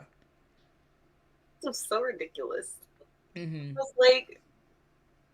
was like I can tell you're black though. Like Yeah. we know you're black. And We I'm know. sure everyone else knew she was black. or at least thought she was like racially ambiguous or something. Yeah, Like, she had some. She wasn't like fully white. Like no, we know you're not fully white. girl, Everyone you else. are not Rashida Jones. You are not fooling nobody. Yeah, like I don't know what you think you're doing. Yeah. And like her daughter, I think she wanted to braid her hair or something. Uh huh. I don't remember exactly. And then she came home because the her black daughter, I think, braided her hair or did her edges or something. Mm-hmm. And she got so mad. And she literally says that she doesn't like anything associated with blackness. Yeah, Yee. it's very weird. It Uh was a huh. very strange movie. It is a strange movie, and it's also like very, I don't know, it's just not well done. It's very sad. Um, I really wish I could talk more about like how I felt about the film because I don't remember it at all, and I feel like after I watched it, I was so mad at how terrible it was that I just forced myself to Hmm. forget about it. Like even thinking about it right now, it pisses me off. It just felt like there was no point. Yes. Like it's not like she was traumatized. From what I remember, I don't think she was traumatized by her black family that she had prior to the white one. Mm-hmm. Like I think she just left her kids She with did. She her abandoned her sister. kids. Her kids found her. Mhm. Her kids became friends with her new kids. And then she abandoned her new kids again. Yeah, so it was like, what was this for? So Do you're you think scared they're of not gonna find her blackness? again? Huh? I was like, does she think they're not gonna find her again? Like they already did it once. Where's she gonna go? I don't know. It's like she's scared of blackness and motherhood. Like you gotta pick a struggle. Yeah, pick one. Don't Yeah. like you can't do both. You can't hate both of them. No, Also, it's not the kid's fault. Like, it's not. come on now. Oh, it's very weird. Yeah. Um, but I do have a couple other lists. Sorry, a couple other movies on this list. And it was actually hard to write this list because I was trying to go back and think about all the movies that I'd seen and which ones Hmm. I liked and which ones I didn't like. And a couple of the movies on this list are actually films that other people did like, and I felt bad for putting them on this list. But I just had to stand by by how I feel. Like, Which one? um, there are three that I feel kind of like weird about putting on the list. First one is Infinity Pool. Second one is Rye Lane, and the last one is Red, White, and Royal Blue. Okay. Yeah. What? Explain. Well, Infinity Pool, it seemed like everybody liked that movie, and I just couldn't get behind it. Like, I didn't understand what was going on. Kind of understand what was going on, but to me, Infinity Pool felt a lot like Saltburn, where it's supposed to be like an eat the rich satire film almost, but the protagonist is not someone I could root for, or not someone I even respect. If I'm Hmm. being honest, have you ever watched? Did you watch Infinity Pool? Is that the one with Pete Davidson? No, Which one was Pete that? Davidson is the one with Oh no, that's Alexander's. Bodies. I Yeah. think. No, I did not see Infinity Pool. That's the one. Infinity Pool's the one with Mia Yep. Goth, right? Mm-hmm. Yeah, I didn't watch that one. Okay, so I was gonna give you the synopsis. Okay, Yeah. so Alexander Skarsgård plays this guy named James Foster. James Foster is an author. He wrote a book. It's not really great. Not a lot of people like his book, but it made a lot of money. But because the only thing he's ever done or accomplished is a failure, he feels kind of sad, you know. So him and his wife they decide to go on a vacation to a small resort island, whatever. He meets Mia Goth's character. Her name is Gabby. Gabby introduces herself to James and tells him that she really likes his book. And he is immediately taken because everyone else hates his book, and this super hot woman who's super mysterious likes his book. So automatically he's drawn to her. Um, Gabby has a husband. They decide to do a double date with James and his wife. His wife is rich, very wealthy. He married rich. She tells Gabby and her husband at dinner that she sees her husband as a charity case. Her father did not want her to marry an author because her father's in publishing. She married him to spite her father. And she doesn't even love her husband. She doesn't even like her husband at that Oh point. my. So they keep hanging out, right? They go at a picnic at the beach. James goes to like use the bathroom, like to like pee in the on a tree or something. Gabby comes up behind him, surprise handy, right? Okay. Strange. They leave. It's late. James hits a farmer, accidentally kills him. And then James and his wife are like, "Oh, we have to call the police. We have to report this." Gabby's like, "No, don't do it. The people in this country are savages. Don't call the police." So they leave, go back to the hotel. Gabby, by the way, outright racist in this movie. Not a good look for me a goth, if I'm being honest. Okay. Next day, James is arrested because he killed somebody. Yeah. And the police are like, listen, you got two choices. You could die because the crime that you committed is punishable by death, and the firstborn of the farmer, he will stab you to death as your punishment. Or you could get a clone of yourself, and the clone can take the punishment. And he's like, I'll go with the clone. His wife pays for the clone because his wife has the money. Hmm. Him and his wife watch the clone of himself get stabbed by the elder son of the farmer he killed the night before. And as he is watching himself die, he gets this little twinkle in his eye, the little Skarsgård like little unhinged twinkle, Yeah. right? Yeah. Him and his wife go back to the resort. His wife disturbed, of course, because just watch her husband die, and he's right Hmm. next to her. He doesn't care. He's fine. She wants to leave. She wants to go. He pretends to lose his passport. And he's like, let's stay a little bit longer. He books more days at the resort without her knowing on her card. Gabby reaches out to him and she's like, I have a group of friends who've also done this. And he is invited into this group. They call themselves zombies. Rich people that have hurt villagers, that have abused villagers, that have killed people at this resort. And they just watch their clothes take the punishment for them, and then they go off scot free.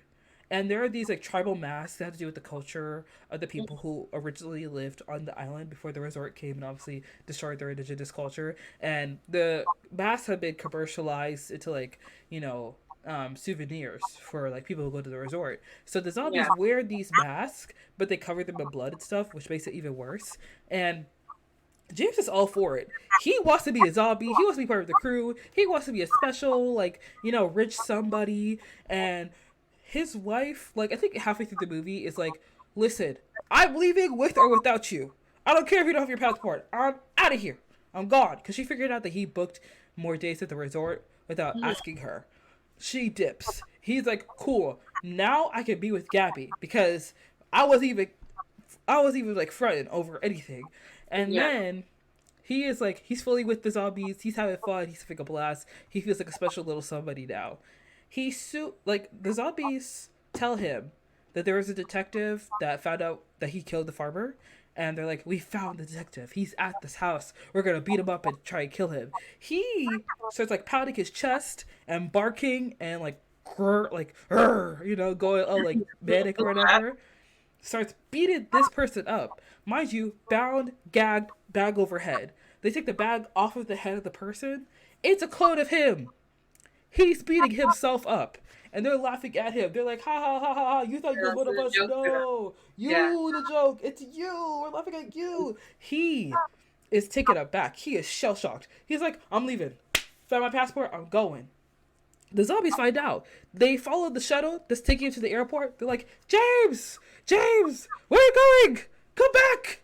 They bring him back, right? And then they make him get into a fight with a clone of himself later that night. And they're like, if you kill this clone, we'll let you leave. You don't kill this clone, it kills you. That's it. He kills the clone of himself. And then he gets to leave. And he's on the shuttle with the zombies to go back to the airport because all their vacations have ended as well. And the thing Mhm. is, all the zombies, they're on the shuttle and they're talking about like, oh, I have to go to this meeting. Oh, I invested in this. Oh, I wonder how my children are doing. Blah blah blah. Normal conversations, you know. Yeah. Like none of that weird unhinged stuff happened at all on this vacation. James, he's like, you know what? Screw this. The last shot in the movie is James on a lawn chair on the beach as a monsoon is coming to the island, and he is basically like alluded to that he's willing to let the monsoon take him because he's not going back to his normal life. He'd rather die. That's the Interesting. movie. So it's very much like an outsider wanting to be rich, kind of like Saltburn. Yeah, and also in the clothing scenes, there's like this psychedelic sequence that happens, and there's also a scene where they have like this huge orgy, and it's very psychedelic. There are a lot of weird, trippy, strange scenes in this film that are like a really long acid trip, and it just like it was hard for me to watch because I watched it in the theaters, and when the music's playing and you're watching it on that big screen, I was sitting there. I was like, I need this to end now. I need this to be done. I can't do this. There are way too many acid trippy scenes. Like, also, it's directed by Brandon Cronenberg, who's the son of David Cronenberg, who directed like Dead Ringers and a lot of other like really great psychological thrillers. So he's a lot similar to his father, but his father focuses on body horror and he focuses on the horror of the mind and the soul. It's just that this movie just felt like a whole lot of like style over substance, like Saltburn was. Mm-hmm. It was my favorite. It was not good to me. Very much like the scene of him killing or beating up himself. I guess that was like him destroying the old him, so he kind of becomes this new person, this zombie in real life. But so yeah, it's not like he was like reborn or he felt better about it. He just like it seemed like the longer the movie went on, the more he hated life. And the thing is, he hated life already when the movie Yeah, started. And he was already a loser when the movie started. And then as the movie progresses, he just kind of gets a little bit worse. And I don't yeah. feel sorry for him. I don't feel any sympathy for him. I really don't care about this man, to be perfectly honest. At the end, I was hoping that, like, maybe if he died at least, then I would have, like, some kind of payoff. But, like, it's just kind of alluded to that he dies. He could have survived the monsoon. But, like, why would he? Do you feel like there wasn't enough emotional components in the movie? So, like you said, you didn't care for him. Yeah. Like there wasn't enough of that. They didn't make you care for him. It's almost like they put too much into the plot, not the character. Does that make sense? Yeah. I mean, for me personally, I think that the idea was really cool. You know, Mm-hmm. that these rich people have clothes of themselves, take on their crimes and their punishment, and what happens when a normal person gets a taste of that, not having to Mm-hmm. pay for the consequences of their crime, but then they realize if they go into the underbelly of the beast, what that really entails for them and what that does to someone, like their psyche. I think that's an interesting thing to bring up in this film. I don't know if if Brandon Cronenberg did a really great job at executing that, if I'm being honest. I think that there was a lot of back and forth going on in the movie, and I feel like there should have been one clear cut plot to this film. And me Mm-hmm. personally, I think it may have worked better. It probably would have worked better as a short film, Yeah. maybe to leave it a little bit more ambiguous at the end, but I just didn't get it. Mm-hmm. I couldn't. I'm sorry. I don't blame you. How was like was the acting, was the performance at least really good? Yeah, I mean, Alexander Skarsgård is a phenomenal actor. Mm-hmm. So well, he's doing his thing. He's really doing his thing. And Yeah. Mia Goth is such a great actress. You know, she Yeah. really does give her all to how like slowly unhinged Gabby is. Um, when she gives James the handy in the forest, I was like, absolutely not. I don't want to see that. Ah, nope, absolutely not. So yeah, and then she was also kept calling the villagers like savages, and like Okay. you know Yeah. she kept saying like they're uncivilized and stuff like that. I was like, That's what racists do. yeah, So that's their term. I was like, girl, that's a little too much. Savage and civilized. Yeah, that's You're what they do. somebody to say uncivilized. I see what you get up to. All Yeah, right. for real. Hmm. What else was on your list again, did you say? Um. Red, white. Oh, tell me about red, white, and royal blue because I heard a lot of people loved that one. Yes, I really wanted to like this movie because when the movie came out, it came out during like this beautiful trifecta into the summer when there was Heartstopper season two, Yeah. Bottoms, and then Red, White, and Royal Blue. Hmm. And I watched the movie, and I think a lot of people love this film because it's kind of bad, kind of cheesy, but it's a lot of fun and it's very sweet and wholesome. And I'm all for like movies that are so bad it's good. I could get behind it. I'm cool with that. And I think me personally, I need to read the book because it's based off a book. but Yeah. I don't think I could really like get into the movie. But the plot of Red, White, Royal Blue is this: um, the son of the president of the United States doesn't like the Prince of England, I think, and so it's like this enemies to lovers Hmm. movie, and they're both guys. They both start the secret love affair. Somebody finds out.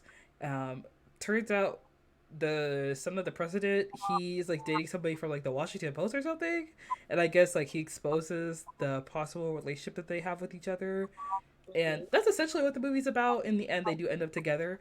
But me personally, I couldn't really get into the film because as much as like Nicholas Galitzine, I think that's how you say his last name.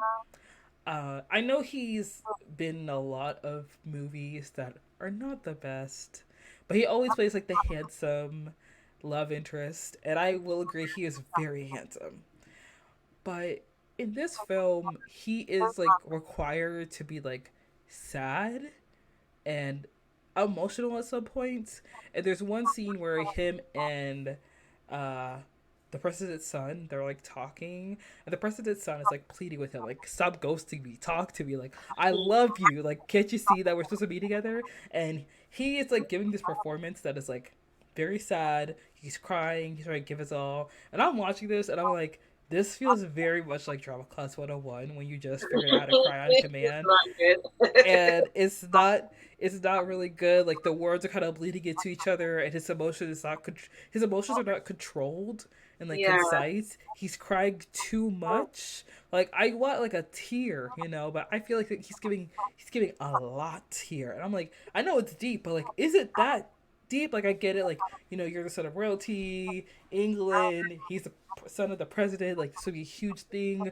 This came out, but I feel like if you're somebody who's had to live their whole life controlling your emotions and controlling how you look and your presence because your life is under such scrutiny, Yeah. I feel like you would keep your emotions together just a little bit, maybe, possibly. Yeah. Like, I don't know what unlocked inside of you, but the tears flowing down, it was a lot for me to take.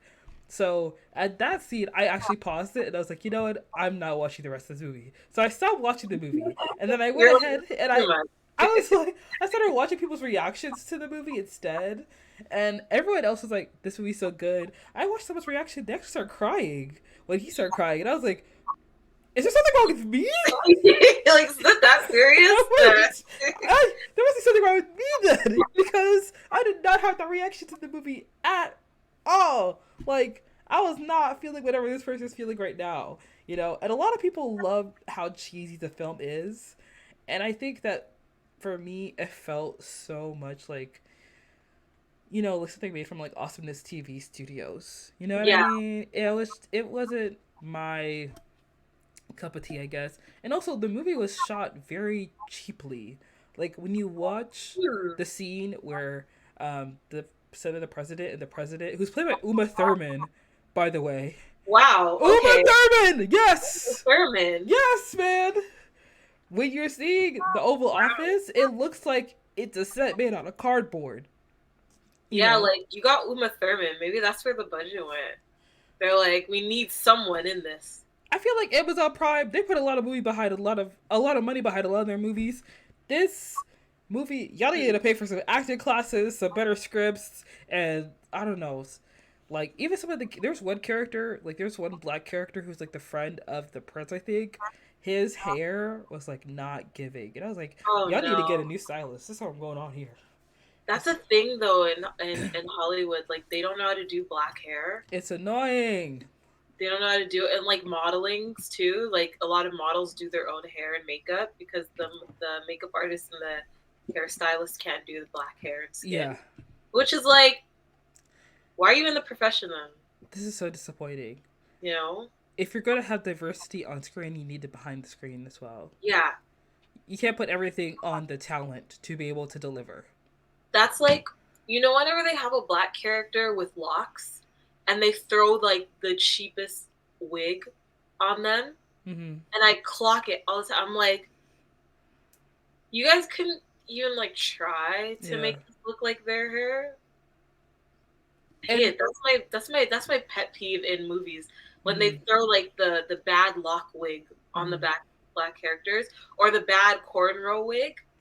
Oh, I hate it. It mhm. gets me so mad. I'm like, come on, can you try, please? I listen. I've seen a lot of wig videos in my life. There's no excuse. There's no There's excuse. Go no on YouTube. excuse. Go on YouTube. Y'all are professionals. You can find it. It's not that hard. They have the wig tape now. You Come get a on, wig, they have the whole kit in the box at this the point, whole babe. kit. Come on now. It gets me so upset. Mm-hmm. You're not even trying. At least try. Make this believable. You have the budget. It doesn't take that long. Yeah, it actually surprised me how amazing Jacqueline Sinclair's hair looked on Gen V when she's playing Marie. Because Oh yeah. I think there were faux locks that she was wearing. Hers were the better ones, Mm-hmm. even though I can tell they didn't seem real to me, but they were the better ones. It wasn't like whose locks were not that good. And freaking Snowpiercer, the main guy, he has locks too, but I'm Mm. like, this is a wig. This is a very much a wig. Or like Shamar Moore's wig Oh, and Shamar Moore's wig, yes. Diary of a The Mad Black infamous, Woman. the infamous Shamar wig, yes, yes. That one's like terrible. Yeah. No, I love Gemby. Gemby was good. Mm-hmm. Her she was good. Her locks were good. Yeah. I mean, for red, white, and royal blue, I really just wanted to be like a part of the conversation. I really wanted to be like, I wanted to join in the party. Like everyone was talking about the movie, and I just couldn't get. I just didn't like it, and I feel bad also putting Ryan Lane in the list too, because Yeah, everybody loved that movie. Everyone was talking about the movie, and they were like, rom coms are back. Rom coms are back, and they're back in action. And I was watching the movie, and it didn't. Like I was which just one is this? Ryan Lane was the rom com on Hulu with the two black leads. I didn't see. You know what though? Because Hulu isn't as big. It's not big in Canada. Okay. That's probably why I don't see these like Hulu movies. Yeah, I think Hulu's only accessible in the US for some Only in the reason. US. Yeah, but I can go on. I can find like a website, but like I I just don't see the commercials like that. Uh-huh. Aw, why? What's this one about? Ryan Lane is a rom com about this young kid. He, I think, broke up with his girlfriend, and Hmm. he's basically walking back to her house to give her something. I'm not sure exactly. And a girl goes along with him, and they start talking about like their past relationships. And it's supposed to be like this beautiful love story. And I'm not gonna lie, like the movie is very sweet. It is pretty funny. There are very Hmm. endearing parts of it. I love the cinematography. I love some of the shots of the film. It gives me very much like Spike Jones, Wes Anderson feel. Hmm. But when I was watching the film, I don't know what it was, but I feel like the writing felt very elementary. Like it And was a very basic plot, not complex enough. it's not that it was not complex enough. I feel like the movie just felt basic. It was giving me like student film almost. You know, like everybody was talking about how wonderful this movie was and how like beautiful and like endearing and like heartwarming and wholesome it is. And I'm watching it and like hoping to get that same feeling that everyone else is getting. Hmm. And I was just kind of like not as interested or Yeah. not as inspired by the love story that's unfolding in front of me. And the thing is that the lead actor in that film, he is on HBO's Industry, and I love that show. He's amazing in that show. He's phenomenal. I know he's a good actor. The actress in that movie, I think that's one of her first films that she's done. I do think she's a pretty good actress. She's very beautiful as well, and I would like to see her in other things. But I don't know. I just feel like the movie wasn't working for me. It just Was there wasn't. chemistry off? Huh? Would you say? Was there chemistry off? You know how like sometimes you're like, are they dating in real life type thing? But Mm. I don't. think it's that. I don't think it was their chemistry. I think they had pretty good chemistry, even from the trailers I saw. The chemistry was pretty solid. Um, it just didn't. I don't know. I just didn't. It It didn't hit wasn't. the mark.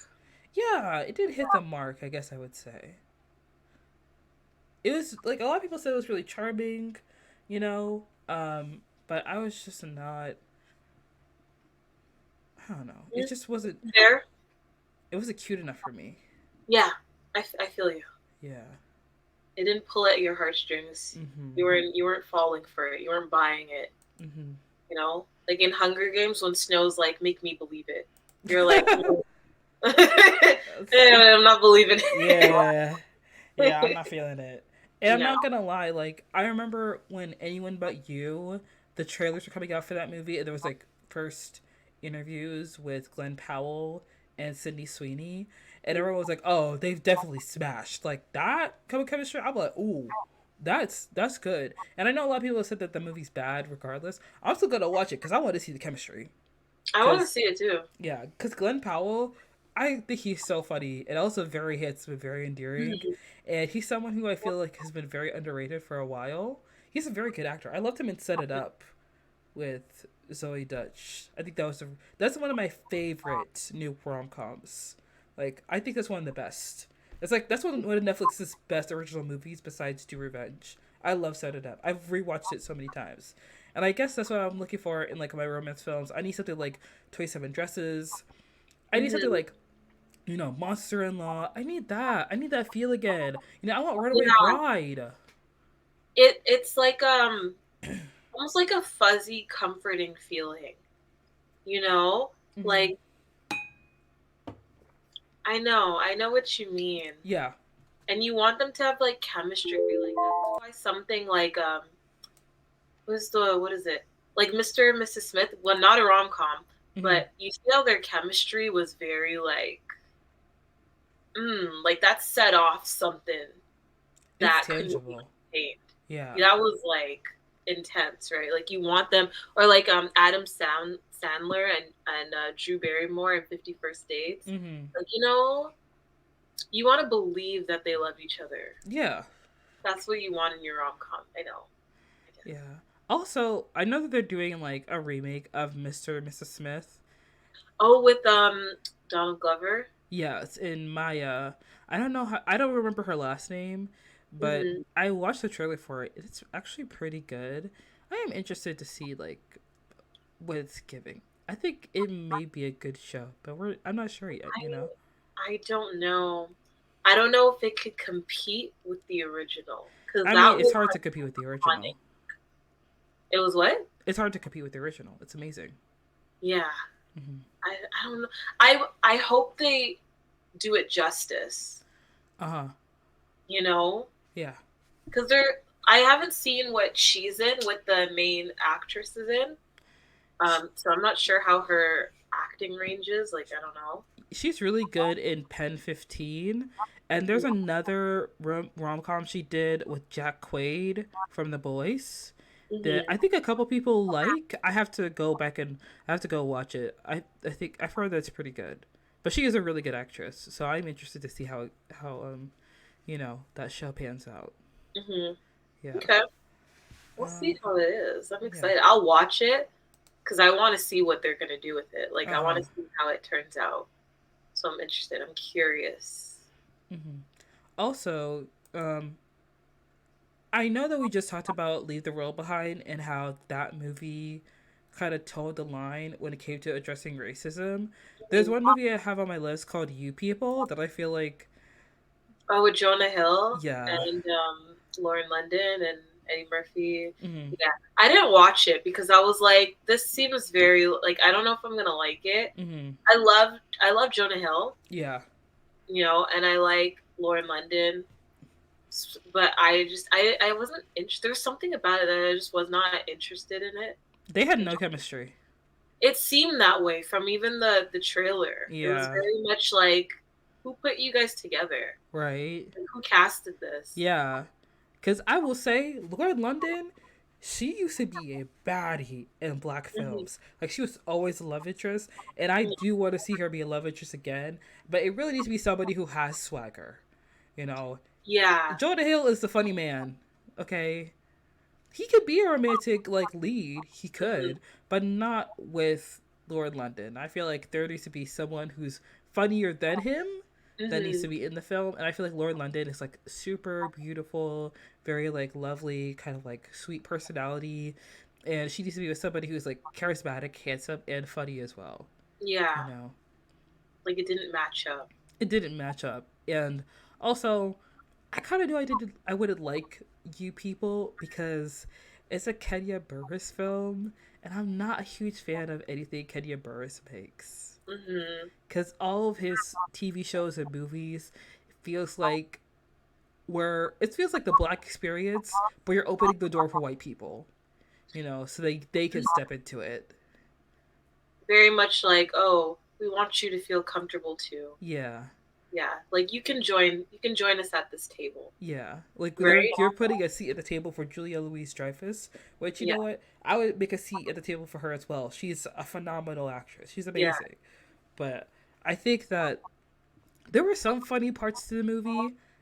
There were some interesting parts to the movie. I'm not gonna lie, but a lot of the dialogue just felt stiff, Hmm. kind of boring, and it really, really felt like somebody spent like 3 weeks on Twitter combing through like conversations people are having, and they just expanded on it and built a script off of it. Because a lot of things people were talking about, I was like, we don't talk about that in real life.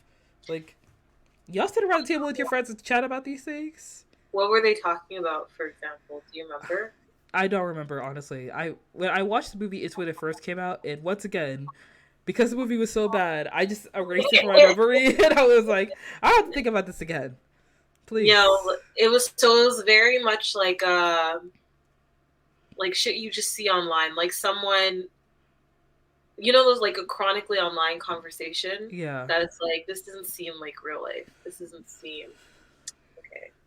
See, that's why I'm happy I didn't watch it. Also, Eddie Murphy's character is like this very pro black man who like is Muslim and all this other stuff, and Hmm. Jonah Hill is playing like this Jewish white guy who listens to like Drake and stuff, and they're supposed to like kind of get along with each other, and he feels some type of way about his daughter dating a white boy, even though Lord London is light skinned. Both of Yeah. her parents are black in this movie. I'm looking like the casting's Um, off. the typical black casting. Yes, the daughter, the light skinned daughter, dark skinned son, dark skinned Yeah. rest of the family except for the daughter and maybe the mom. I also think that the son is played by the actor's name. I don't remember him exactly, but his rap name is Taco. And he was part of like Tyler the Creator's rap group when they were like on Adult Swim. You remember that? He's also on Dave on FX. I think his name's Eric Bennett. I think that's his name. I'm not entirely sure. Cool. I should look this up actually, so I'm 100% sure because I don't want to be wrong. Let's see. Eric Bennett. You people cast. Oh, this guy. I don't remember him. Who's Taco Bennett. Okay. Yeah. I feel like him and Lauren London look like siblings in the he? movie, but then Nia Long and Eddie Murphy play their parents, and Nia Long does not look like her mama. Like it can't pass. No. I love that. It's If funny. y'all want to be for real, Lauren London's mama would be white. True. Then we would have a movie. I mean that's true. Then we would have a movie. Then I would be sitting down for that. Oh wait, I think he was actually in the internet. He wasn't. Yeah, he was in the internet. My bad. He was a part of Odd Future, but he was in the internet, not in what I thought he was in. Never mind. My bad. But yes. What was I saying? Yeah, You People, not my bag. I feel like we keep making these films where we talk about race and racism, but it feels like we're entering sociology one on one. And Hmm. I think we have moved past this. And I know because I've seen this conversation on Twitter popping up. A lot of people have had the same critique about Barbie, how it felt like feminism 101. And, like, of course, some people do need that feminism 101, and there is an audience for that. Mm. But kind of, I really, really hope that we can move past this trend of movies.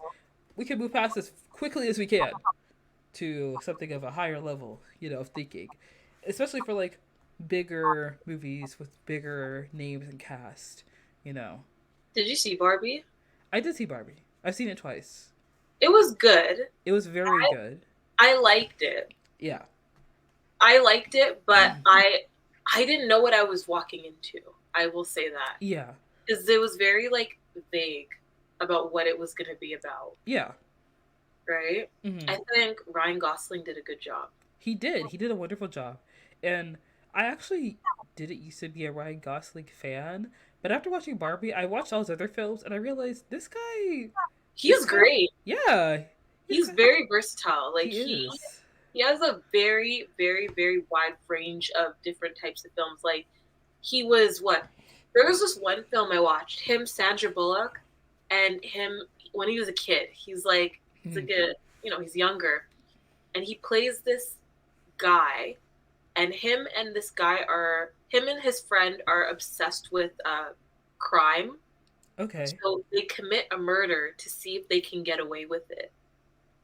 And then to know that this is the same guy as the guy in the Notebook, Uh huh. and then Ken, Yep. and then you know what I mean? Like it's Yeah. just like, oh my god, like He is a very good his range is actor. amazing. Yeah. He's phenomenal. And I also love Barbie. Um, I feel like Greta Gerwig did a phenomenal job She of did a good making a job. film about, like, womanhood, what it means to be a woman, femininity, and Mm-hmm. oh my gosh, one line I loved um, was, I don't know if I'm gonna say this exactly right, but when the woman who basically, like, plays the creator Barbie, she's Oh, like, mothers, they run in place so that their daughters can look back and see how far they've gone. I was like, Greta oh, Gerwig and her relationship with her mom. It's crazy how many times she puts this in a movie, but I love it. And I think it's really, really, I think it's a really wonderful film. Especially Billie Eilish's song is such a beautiful, beautiful mm-hmm. song. Especially when they put it in the film at the time that they do. Of course, like, there could be things that could be improved upon Mm-hmm. on Barbie, but I still think it was really good for what it was. And I'm glad that they did not feel the need to make a sequel because, Yes. I feel like that would ruin it, kind of. yeah. Like just keep it as is.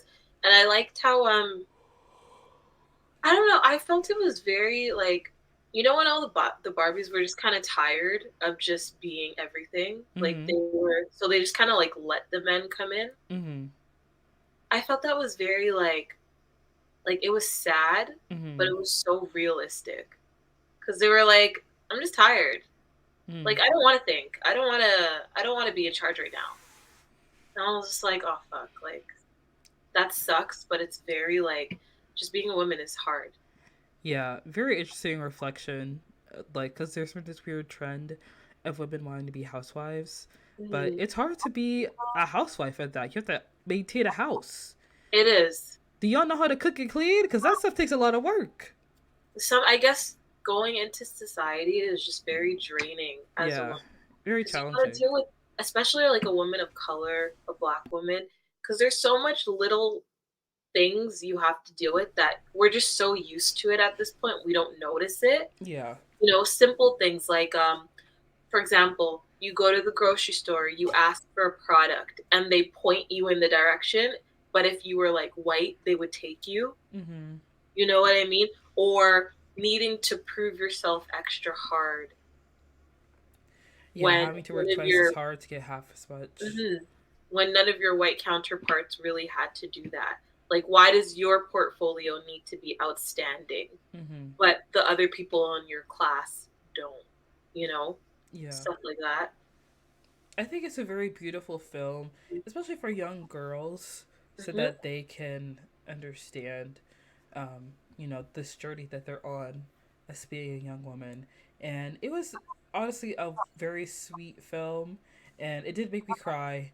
And I'm very glad that Ken and Oh, Barbie did not end up together at the end because yeah. I was kind of clutching my seat near the middle. I was like, Greta, do not do this to Don't do me. this. You Yeah. better hold firm. All Yeah. right. Do not put them together. Do not do Yeah. it. Yeah. I was happy about that too. Hmm. You just can't, literally. I also love I love that song. I'm just Ken. I do, but like, can we stop with the remixes, please? Like taking it too far. Y'all, the song is good, but it's not that good. Leave that song alone, please. Oh my I think gosh. his performance was just so good that everyone just they needed to clutch onto something Hmm. for Ryan Gosling. Like, no, he's funny. Yeah, and the press tour with the Barbie cast was also fun as well. It was good. They did an amazing job at the marketing for that movie. Mm-hmm. Like the whole, like even her outfits that Yeah. are replicas like of the actual Barbies. Mm-hmm. I thought that was so cute. It was. But she's probably sick and friggin' tired of Barbie shit at this point. I feel like maybe she's not as tired because this truly is a phenomenal project that she took on. It is. And for it to gain this much of a return, it really just shows like the power behind like making movies not off of existing IPs but making a film with a story. It was something to tell. And also it Mhm. shows that like Margot Robbie really is that girl. Because I Yeah. remember when Quentin Tarantino casted her in Once Upon a Time in Hollywood just because Brad Pitt wanted to sleep with her and then didn't give Did her he really? barely any. Yes! Did, Oh. didn't give her barely any lines. And that's Margot Robbie. Okay? And now look at her. Whoa, I didn't know that. She's not She has taking a great any. range too. Yes. Her range is fantastic. And she's not taking any pay cuts. She's not asking for nothing less than what she deserves now. And Mhm. that's what I want to see. All right.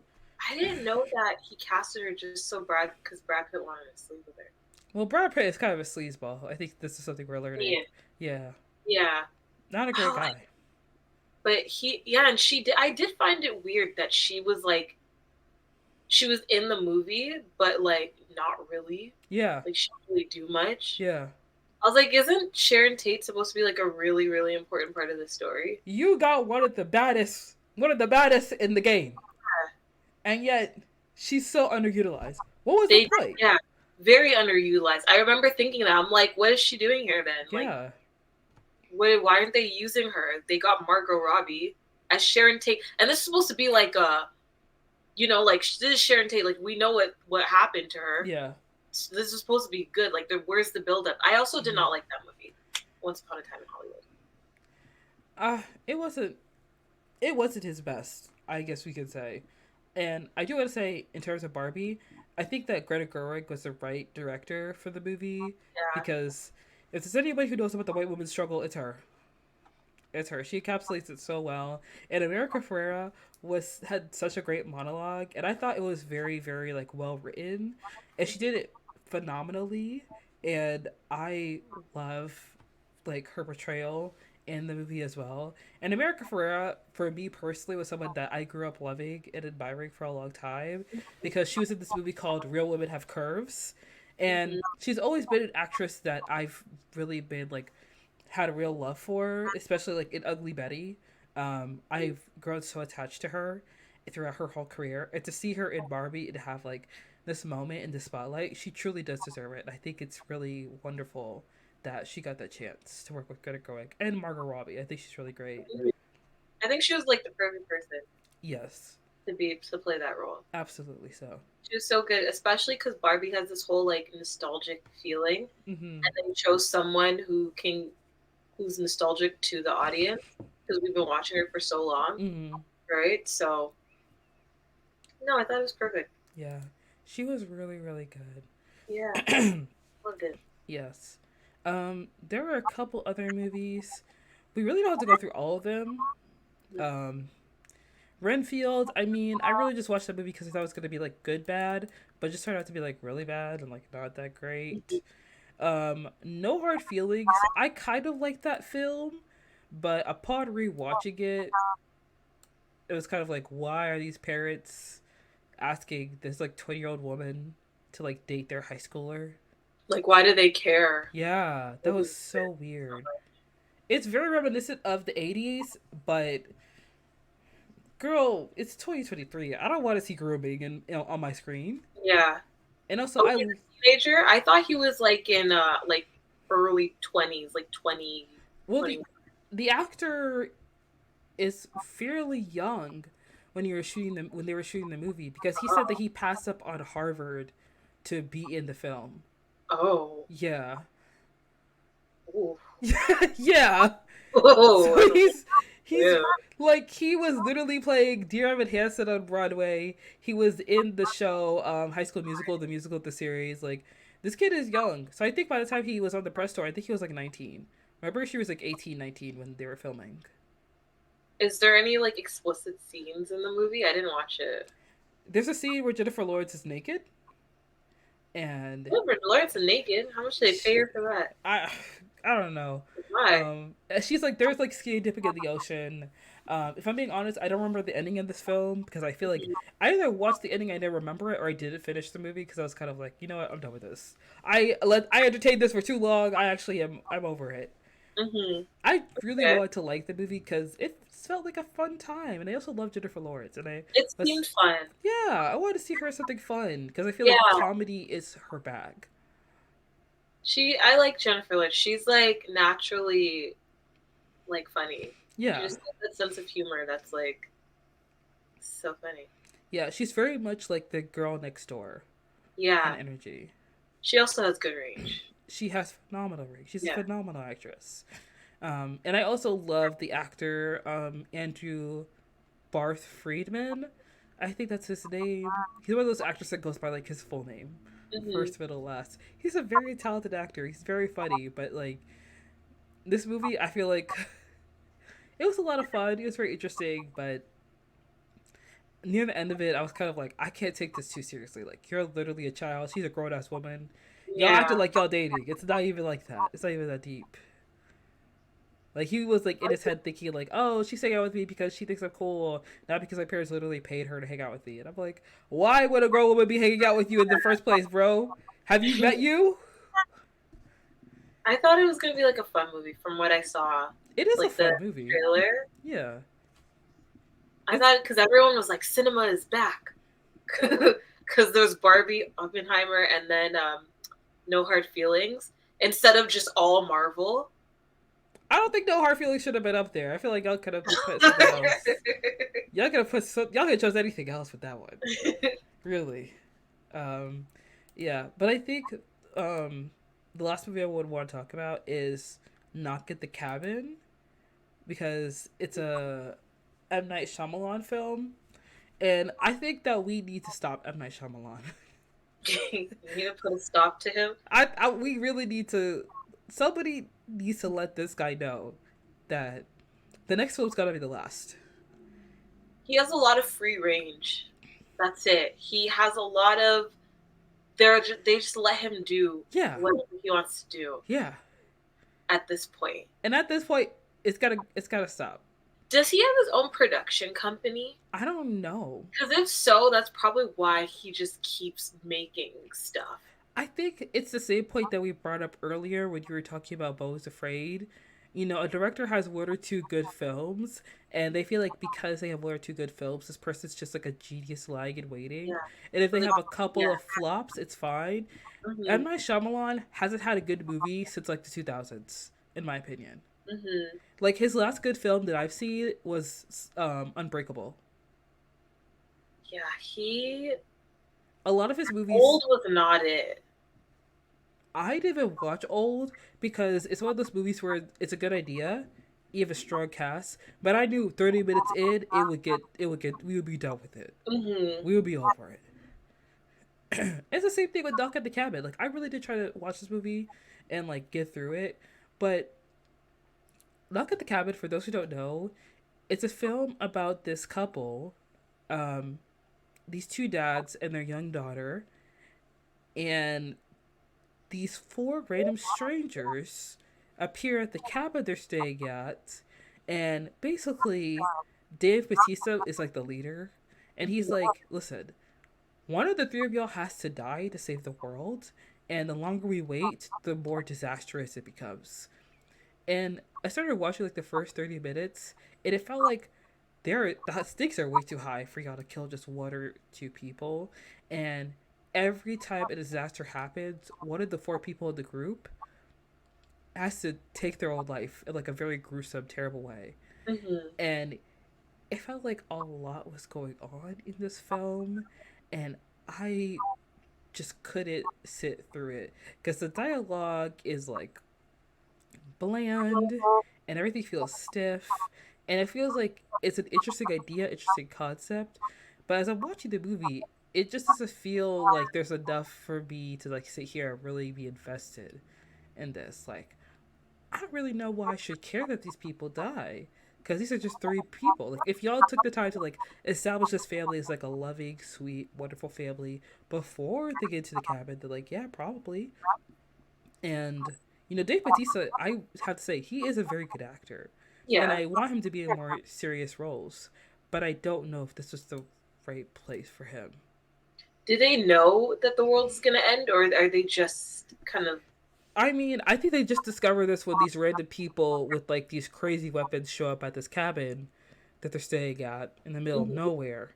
And they're kind of like, are these people crazy? Are you lost your mind? Like, this is completely ludicrous. Like, both the husbands are like losing their mind. The Of young course. daughter is just kind of like sitting there scared. You know, the other people in the group, like Rupert Grint is in this movie, but he dies at the very beginning. And then there's two women and Dave Batista. Mhm. They look like they're on the verge of tears. They look like they're shaking. They look horrified. They're acting like they're part of the secret society that's meant to save the world. And I'm sitting here like, I just don't see it. I don't. I don't believe I don't know. it. Y'all want me to care, and I can't get behind it. If I'm being perfectly honest, I would tell you to get out of my house if I'm being for real right now. Like, That's just like the worst when you're watching something that's supposed to be like getting your blood pumping, yeah, and you're like, I I couldn't care don't. less. Yeah, get it over with. Yeah, I don't care. I know. Oh, that's the worst. I'm so sorry. I don't think the movie was even that long, and I was sitting there like, maybe if I just push through, it'll get better. But if I start watching a film and for the very like 20 minutes, I cannot feel myself like be drawn to the story or like feel like pulled into the action. At that point, I'm just gonna stop watching and I'm gonna move on. Yeah. I don't have to watch this. It was your job to get me interested in your movie and your film, whatever you're creating, and you did not do that well. Sorry, so I'm moving on. Because that's the worst when you finish a movie, you give it that hope. You Yeah. have hope for it, give it that chance, and in the end, you're like, what the fuck was Y'all, that? why'd y'all waste my time? Why'd you waste my time? Why? I'm never going to get that 2 hours back. Like, Never. I hate that. Yeah. Literally never. It's like when you eat a bad meal and you're like, I Yes. should have just saved my money. I should have Yeah. just starved. Yeah, like Yeah. I could have gone anywhere else and I Hmm. came here. And you start like reassessing your options, like, and you start thinking like, I can't believe I made that choice. Yeah, I know, I know. literally. But those are our 2023 movie hangups. Um, we're gonna go right into our recommendations, which is the last segment of the podcast. And one thing I'm gonna recommend to everybody is Yellow Jackets because I actually started watching it recently. I got through season one. It's so good. Yeah. That show is crazy. I've heard about Yellow Jackets and I've heard like good things. It's very good, and I will have to Mhm. say I also watched a show on Amazon that I feel like that I feel is a little similar to it. It's called The Wilds, and the one draw to Yellow Jackets that a lot of people talk about, and obviously people know, is like the cannibalism, and that's not really introduced. Like, it's not really there that much in the show. The show Mhm. is a very interesting exploration of like female relationships and like survival skills and excuse me, the psychological trauma that these women face after what they experience when they're young, and what it's like having to live that kind of reputation with like normal people around you, you know. And I think the show The Wild is interesting because it's essentially the same thing. It's this group of young girls that are going to like I think a basketball tournament actually, and their plane crashes in the middle of the nowhere, and so they have Mhm. to try and survive. But the Wilds is different because it focuses solely on them being in the woods trying to survive together as a team. And the Wilds is really, really interesting. And I feel like it's a really great show. It only has 2 seasons of Amazon Prime, but I do recommend that people check it out if they like Yellow Jackets. I'm sad that they canceled it after season 2, because I think season 3 would have like been crazy the way they left it off at season 2. But I'm gonna watch it. you should. Yes, Yellow Jackets and The Wilds, both very, very good shows. Mhm. Is there anything you want to recommend to my listeners? Honestly, I love Gen V.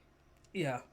I loved it. I really liked it. Mm-hmm. I liked the diversity. Mm-hmm. Oh my god, I thought it was so interesting. I like that they kept the gore of the boys Yeah. and the same like explicit nature. Because I was kind of worried. I'm not gonna lie. I was like, a boys spinoff in college. Like, are they gonna tone it down? And they didn't. So I didn't think that they would tone it down, if I'm being honest. I felt like because season 3 for me didn't feel like season 3 didn't feel as great as season 1 and 2 were for the boys. So for Gen V, I was hoping for that season 1 feel, and I did get that again. And one thing that I love is when TV shows cast a lot of actors that aren't recognizable or who mm-hmm, aren't very like household names, and I love that because that means that they cast people on talent. It's like these are the best people. These are the mm-hmm, cream of the crop, and they have confidence that these people will, portray the story and these characters. They are trusted to act on screen, and they'll do a phenomenal job, and they'll carry the story well, and they did. They did an amazing job, and I love this show so much. just fresh faces. Mm-hmm. Yeah. Fresh faces are always the best. Mm-hmm. Yeah, I loved it. I thought it was great. because when they rely too much on like big names, and a TV show or a movie, it's kind of like, hmm. So you Mm-hmm. don't have confidence in the script. Yeah. Yeah. Like you're relying too much on the like this person. Yes. I Right. loved it. Yeah, Also, I would recommend that. yeah, Gen V is amazing. I would also recommend The Horrors of Dolores Roach. That's a show that I really, really liked. Unfortunately, it only has 1 season because Amazon canceled it after season 1, which sucks.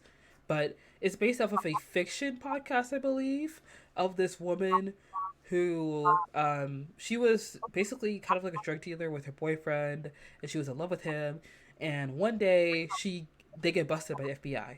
She goes to jail because she just to ride him out, and she gets out of jail like 16 years later, I think, and she sees that Brooklyn, her home, has been overtaken by gentrification.